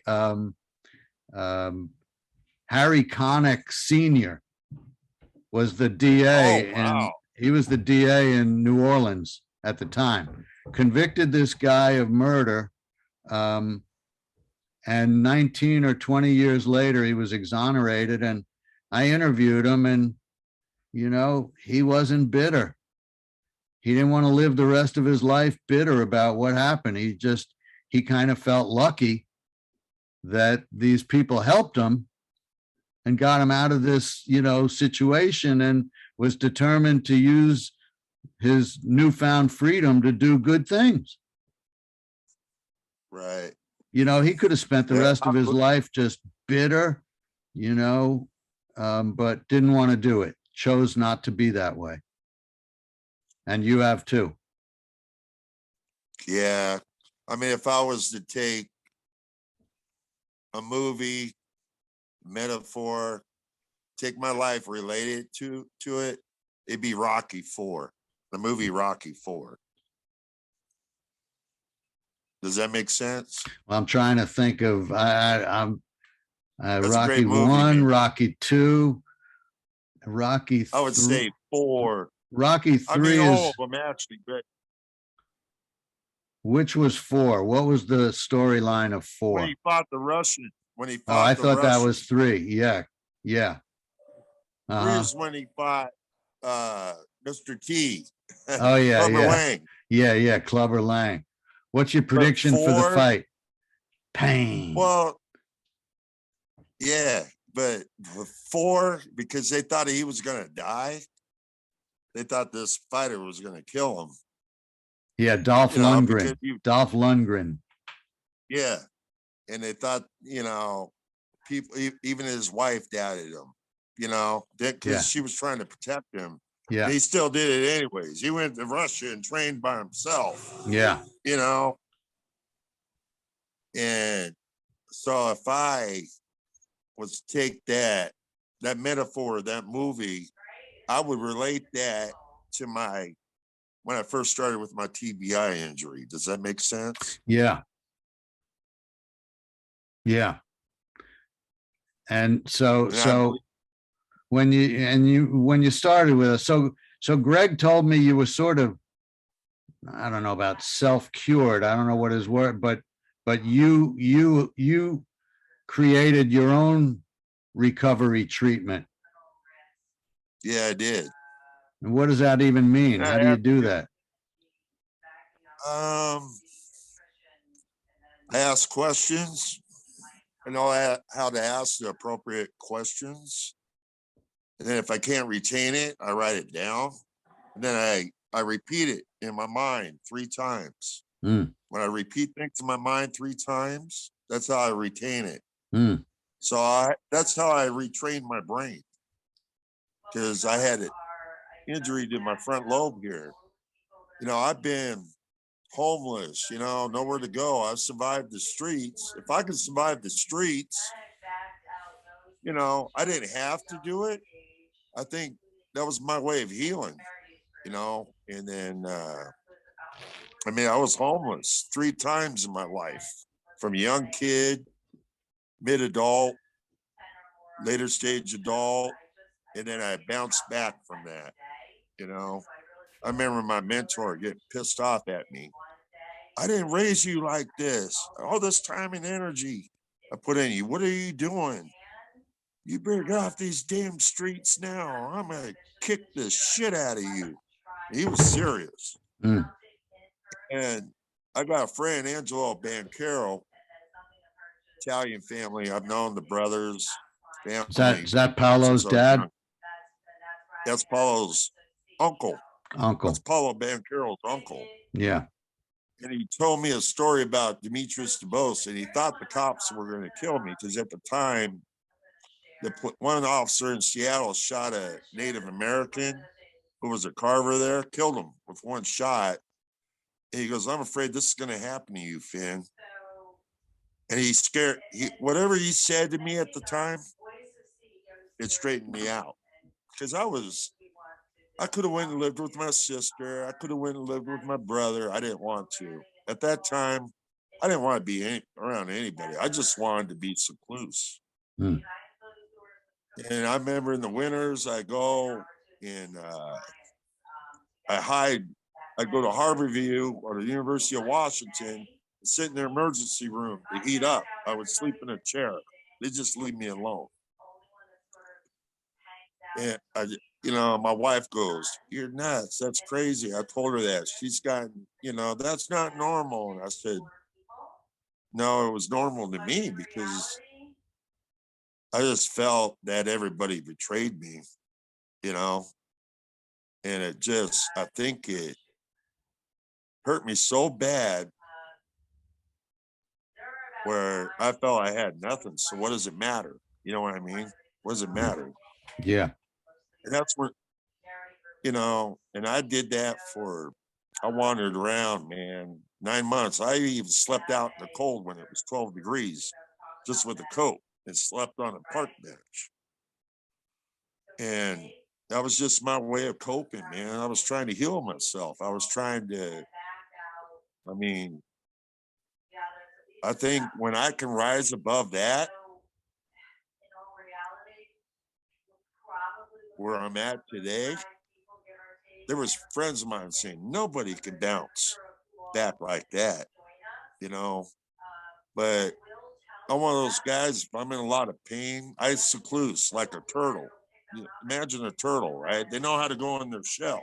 They know when to poke their head out, right? I know how to get like that if I'm too overwhelmed with things, because my mind sometimes is just all over the place, and that's when I become very withdrawn, because I'm processing, I'm connecting the dots in my head. Okay, how do I get out of this situation? There was people looking for me on the streets, Rob, and they couldn't find me because I knew how to hide. You know what I mean? I knew where you can't trail me. Yeah, I'm not going to leave you a scent to me. I mean, they know that about me, but I bounced back from that, but then I felt that the people that were trying to help me, worst part about that was I was outside and I was trying to get help, get something, just something to calm my nerves. And what happened, it was from my divorce. When I got divorced to Tina, got it. I mean, I'll just tell you bits and pieces, but I will give you the full picture because I'm still, really upset about that. How can you do that to a person when they were always kind to you, loyal to you? You know what I mean? How can you act, be selfish and act? And what it was, she had a friend by the name of, her last name was Rourke. I mean, I like to forget, Tammy Rourke was her name. And she had a husband. She worked at Microsoft. They all worked at Microsoft. And she chased her husband out. One time he walked out and never came back. And I can understand why. And so she was coaching my wife of all this stuff to do to me, to make it difficult for me, put a restraining order on me, take my dogs away from me, anything to attack my heart. You know what? Attack this guy so bad because she was bitter, a bitter woman. So attack this guy so bad, make it to where he can't come out. He has a choice. Either he's going to live on the street or he's going to kill himself. This is what we want. And I was like, this devious bitch. You know what I mean? I knew it. I got the emails to prove it. Well, my mentor was trying to help me. That was my transformation when I went to the Native Americans. Okay. They helped me. I mean, that's another story. I'm going to try to cut it short because what I'm going to do, I got numbers, emails, so they can do a Zoom call with you. So then you can be able to piece it all together. Does that make sense? Sure. I'm just going on a tangent now. Yeah. But I mean, I remember there was this guy by the name of Keith Underwood. He was from the Quinault tribe. And he was in his car, and we had a dog in the back, man, a res dog. You know what I mean? They call their cars war ponies. And, there a certain, I don't know. I mean, I could get into it. He was a cool dude anyways. He was a healer. His family, a lot of people think tribes there are demonic. They're not. They're all biblical based. They actually believe in God. And in my lifetime, true story, I have met 3 shamans in front of me. You know what a shaman is? I do. I met one. I've met 3 from Canada. They came down from Canada. And that's another story. But anyways, I remember I was so devastated. So I felt so defeated. I had this rock. I found this rock on the beach of the ocean, right? It was the shape of a heart. Like it was shaped like a heart. I held this in my hand. When I was walking, I was so mad. That thing split in half. Swear to God. I will take a polygraph test. I could hold it in my palm. And you know what it looked like after? It looked like a broken heart. Mm. Does that make sense? I mean, me at the time. I believe you. I mean, I held it in my hand. I was so angry. So I was putting all my energy and my strength and my anger into that rock. And then one day it broke in half. Right? So I'm sitting on the ocean, Pacific Ocean.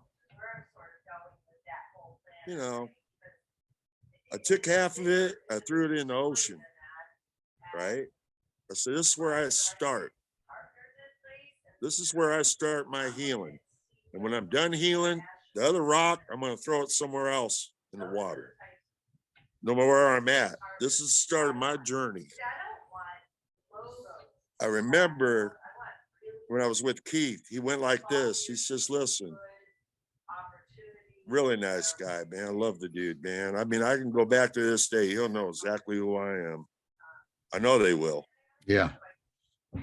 And he says, you're going to sleep here.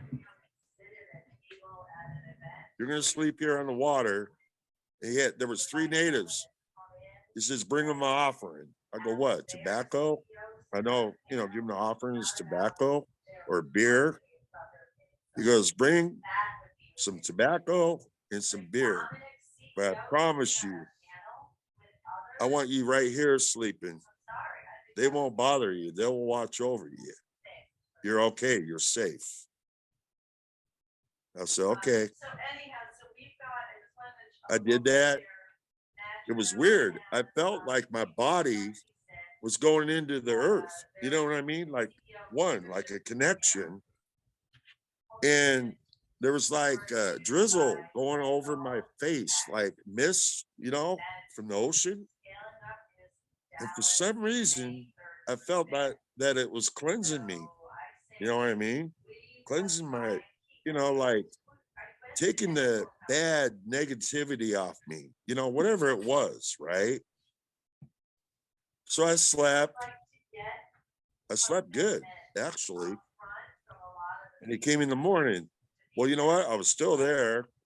I knew these natives, the 3 of them, weren't going to hurt me. You know what I mean?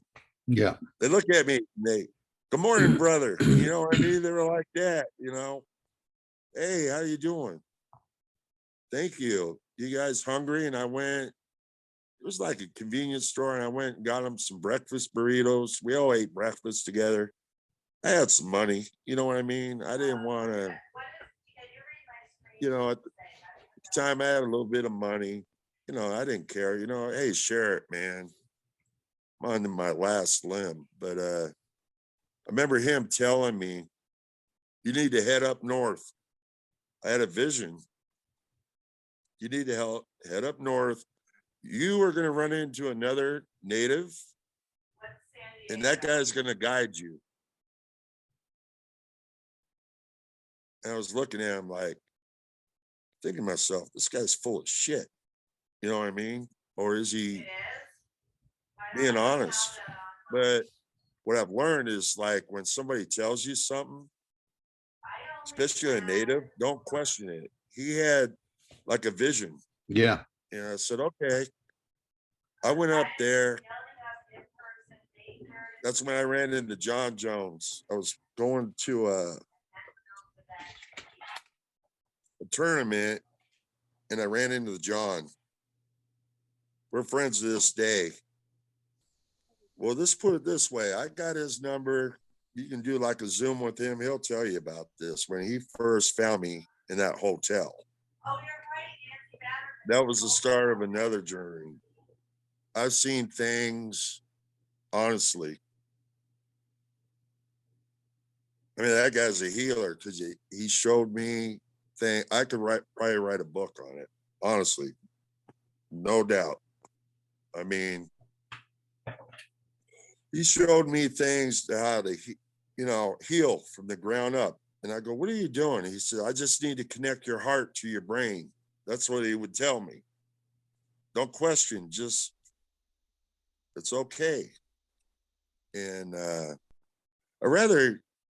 I know bits and pieces. I mean, I know what goes on, but maybe one day you can do a Zoom with him because he's really into technology. Mm. You know, he's not your typical native. He's just a cool dude. And he'll tell you about that transformation, man. It was just unbelievable. That's the hardest. Now, is he one of the shamans you were talking about? No, but his family is some of the medicine people of the tribes. You know, like the Shakers,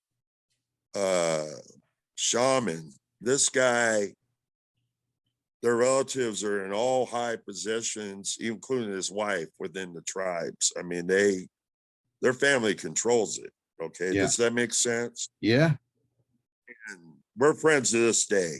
We're like brothers. you never forget people like that, right? Yeah. We're brothers to this day. But to get the full story, you know, you got to talk to him, his wife, Tony, because they got their version. They got their side, right? Yeah. And then I got my side. Then when you connect it all, it becomes a story, right?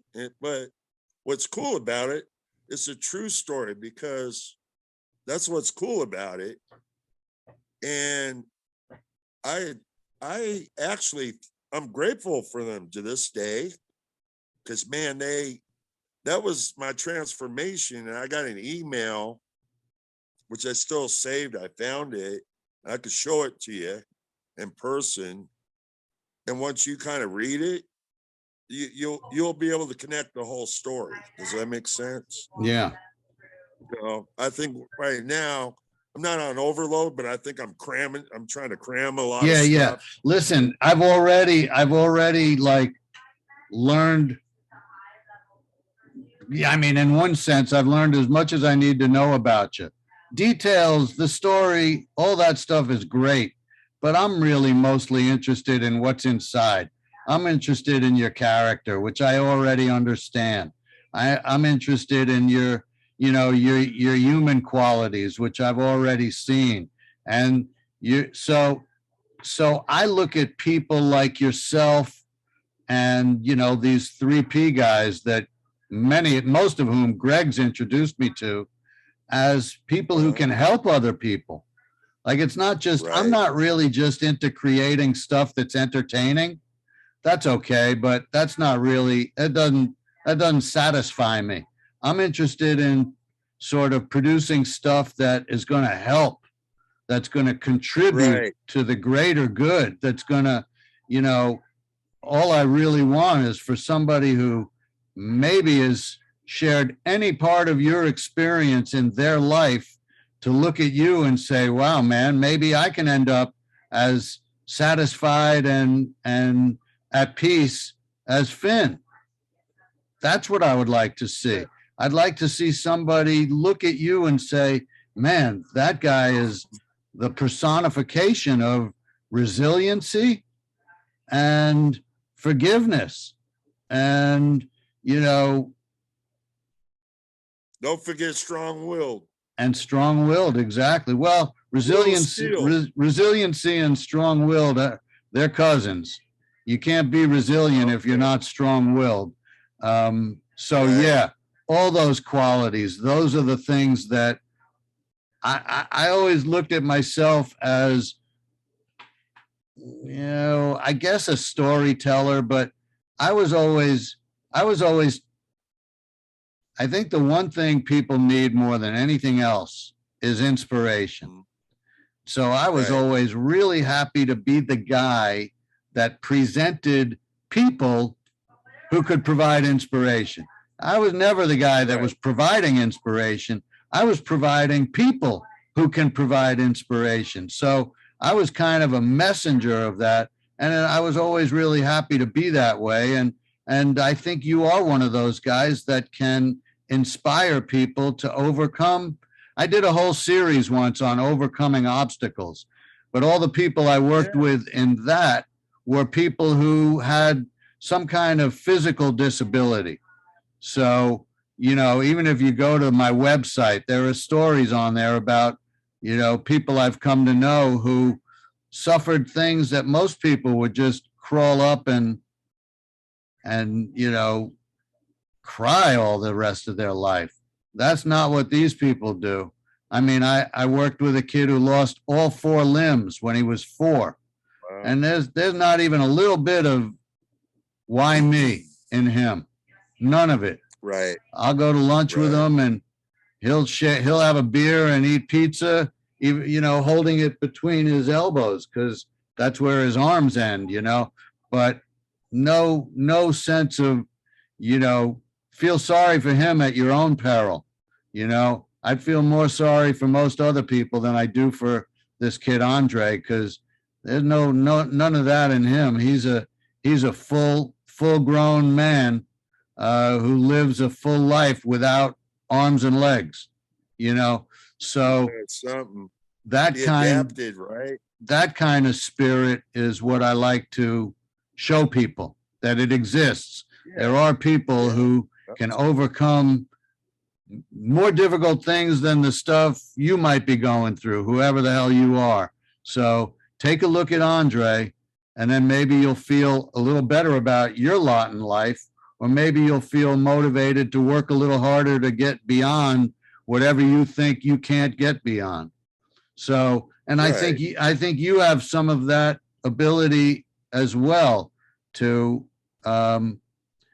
motivate people to come out of whatever it is that's crushing them. Come out of their shell, you know. If they've retreated into their shell, maybe somebody like you can say, "Hey, come on out, man. There are people who will help you." Yeah, I totally agree with that. You can come out of your shell, because I did. Exactly. But I know when to go in the shell if I'm in protective mode. That's true. I come back out, so. Yeah. You gotta have. Right. Nobody's saying be foolish.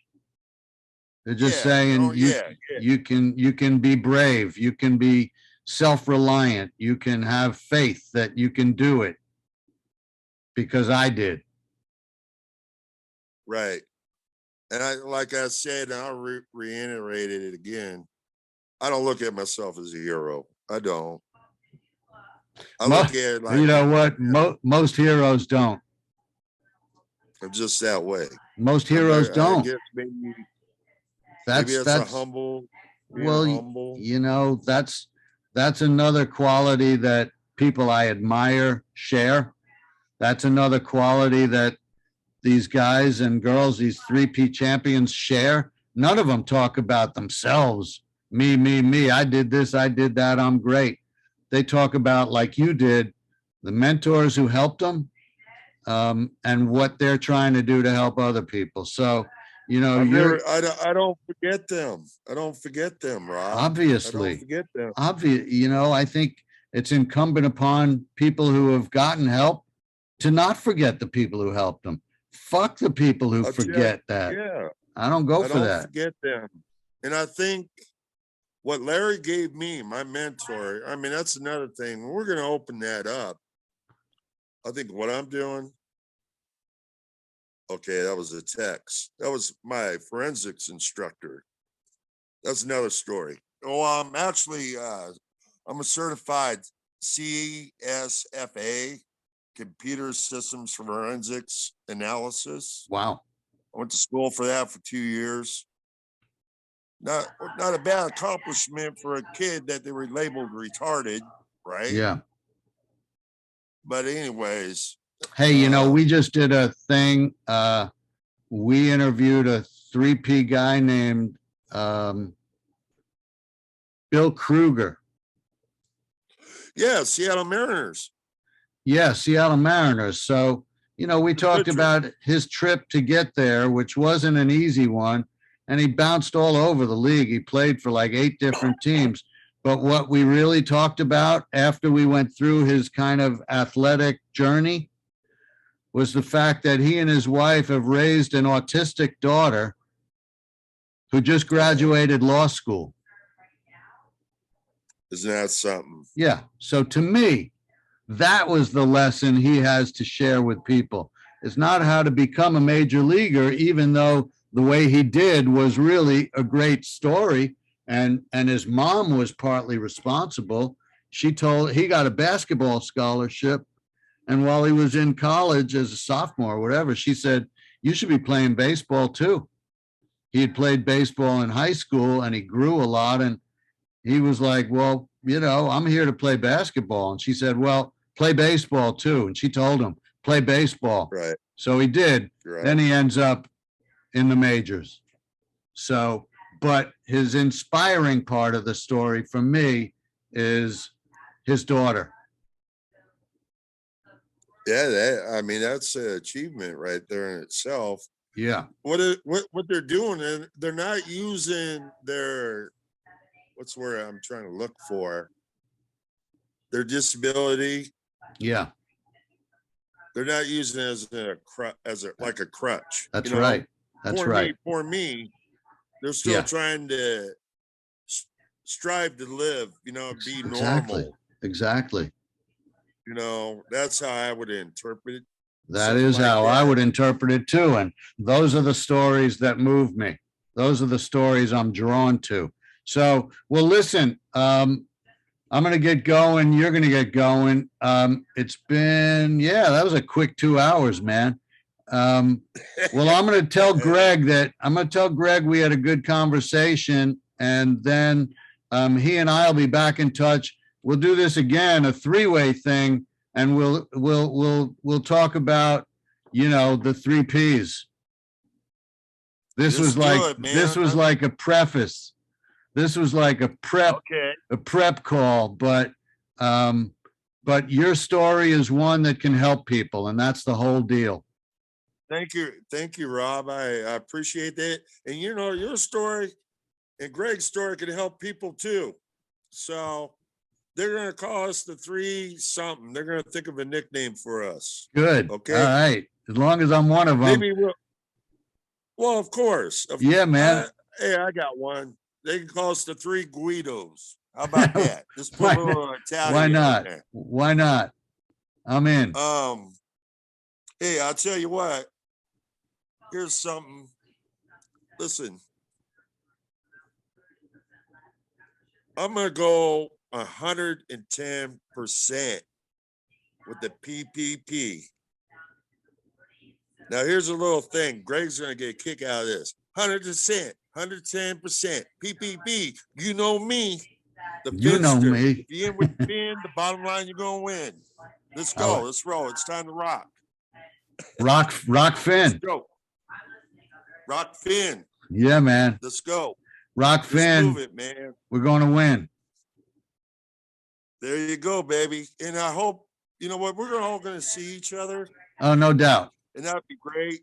No doubt. And, we're close to each other because I'm not too far from Philly.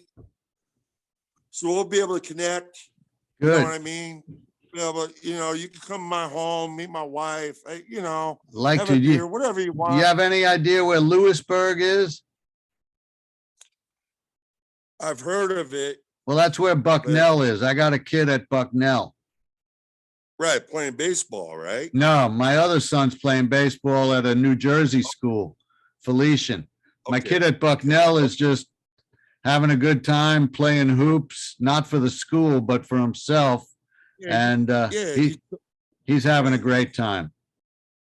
But oh man. But we're gonna definitely meet, Finn, no question. I'm looking forward to it. Hey, me too. And I'm gonna tell Greg that this was great, and that he was right. Everything he said about you was right, which I knew anyway. I knew that going in, but there's really been. What are you right about? Tell me what you're right about. You got no secret squirrel stuff. You got to tell me what you're right about. No, I'm gonna let you go. No, I'm gonna tell him he was right when he told me about you. He described you to me, and we didn't even talk about like your sports. He said you were a total stud. We'll talk about some of the stuff we didn't talk about today when we talk with Greg. I know you were a stud athlete, and I know, and I have some background on your upbringing and your childhood. And we're going to talk about that. And we're going to talk about your mentor, and we're going to talk about what you see in the future. And we're going to talk about what you think is important and what your principles are. And we're going to create something that people will benefit from, not just enjoy listening to, but benefit from. I'm with you, man. You're a teacher. You're a teacher, Finn. I don't know about that. Well, I don't know about that, but well, what does a teacher do? What does a teacher do? Well, a teacher educates you. That's right. And you have to know when you're teaching somebody, you can teach. There's different learning levels. So what I mean by that, you have to be able to explain things in layman terms so they understand. Yeah. And you can show it. I think you can teach people many ways by using different tools, you know, because I have a niece that's a teacher and she's really good at it. Yeah. So, Well, you can also teach people who can just observe the way you live your life. I could teach. Here's another thing, and I'm not bragging. Okay. I know Give you me don't. 10 people. Give me 10 people, say a basketball team. Keep them 3 years underneath my ring, underneath my helm. I guarantee I'm going to win a championship. That's I what guarantee it. that's what we're going to talk about. That kind of stuff. Yeah, I can do that. I can Good. help people through my life experience, but I want people to understand I'm not a know-it-all. You know what I mean? I'm People are always- going to understand always that the looking to first learn. minute. They'll understand that the first minute because, you know, that's not your style. Your style No. is to help other people and to You know appreciate what? people who have helped you. Yeah, yeah. I mean, you have to. I'm still here on this earth. Some of my mentors are gone, Yeah. but it's still in my heart. My Yeah. heart is my teacher. Yeah. My heart, if I speak to somebody, it comes from my heart. Because I'll tell you something, Rob, the heart never lies. Well, This hopeful. lies. Yeah. Hope. Yeah. That plays games with you, but this don't. Yeah. You know, so I like, And- if I speak to somebody, you'll never see me put a piece of paper in front of me. You'll see what I have to say, whatever I'm feeling at my heart at the time. Does that I make know. sense? I mean, I've seen it. I just lived it. We interviewed Anthony Right. Pryor, who Oh Anthony. yeah, good boxer. No, that was Aaron Pryor. Anthony Yeah, okay. Anthony Pryor was cut by 7 NFL teams, and then he still went on to play 6, 7 years in the league and 4 years in Canada. So he showed resilience. He showed resolve. But he told me that there are only 2 things that never lie: God and math. And then he went on, yeah. And then he went on to explain how many kids play high school football, how many kids play college football, how many kids get invited to a college combine, how many kids get drafted, and then how many kids ultimately play, and then how many last more than 4 years. And it's like you start out with like 70,000 kids playing football, and you end up with like 140 who end up on a pro team. And that was the math he was talking about. I had my high school coach, Dave Lutz, was amazing. He said it's not the moral, it's not the game itself. It's the moral, the value, and the principle afterwards. Yeah. And what he was saying, it's how you carried yourself. If you could take the tools from playing sports, basically apply it to your daily life. And he was a Christian, but he was my area where I grew up. He actually coached Ernie Conwell. Mm. I mean, a lot of Huskies. There was another kid that came out of there, played for the Saints and the Rams. Ernie got a Super Bowl ring with. Did he coach Derek? No. Mm-hmm. I know a guy that was offensive lineman, Eric Battle. He played for the Huskies. He played with my buddy Angelo Bancaro. And actually, he played and knew Derek from California, high school. Also, another friend that Derek was friends with is Tim Stallworth. And Tim Stallworth is a really good friend of mine. Uh-huh. We talk daily. We talk every week. Yeah. Good dude. Really good guy. He's got a good story too. You know, I mean, you can get with some of these guys and they can tell you from the childhood and what they did, how to get there. Yeah. And it's really interesting. You know, sometimes you got to sit back and soak it in, you know? Yeah. And here's a true story. And I'll tell you, we were playing fantasy football, me, my wife, Tim Stallworth. We happened to play in the NFL. Well, guess what? Who do you think won the whole thing? Amy. Exactly. She put us all down, beat us so bad. Talk about an ego thing, man. I was like, that was like the tip of the iceberg. I'm not going to mess with my wife again. My wife knows football. Yeah. It's funny. But other than that, let's cut it off at that. Sure, man. We'll do the next thing with Greg. Yeah. And hey, thank you, for doing this. And my pleasure. Really, here. Really my pleasure. Enjoyed it. I don't enjoy anything more than real conversation. Yeah, and I appreciate it. And then being part of the PPP team. Yeah, man. You're gonna be a 3P. You're gonna be a 3P champion.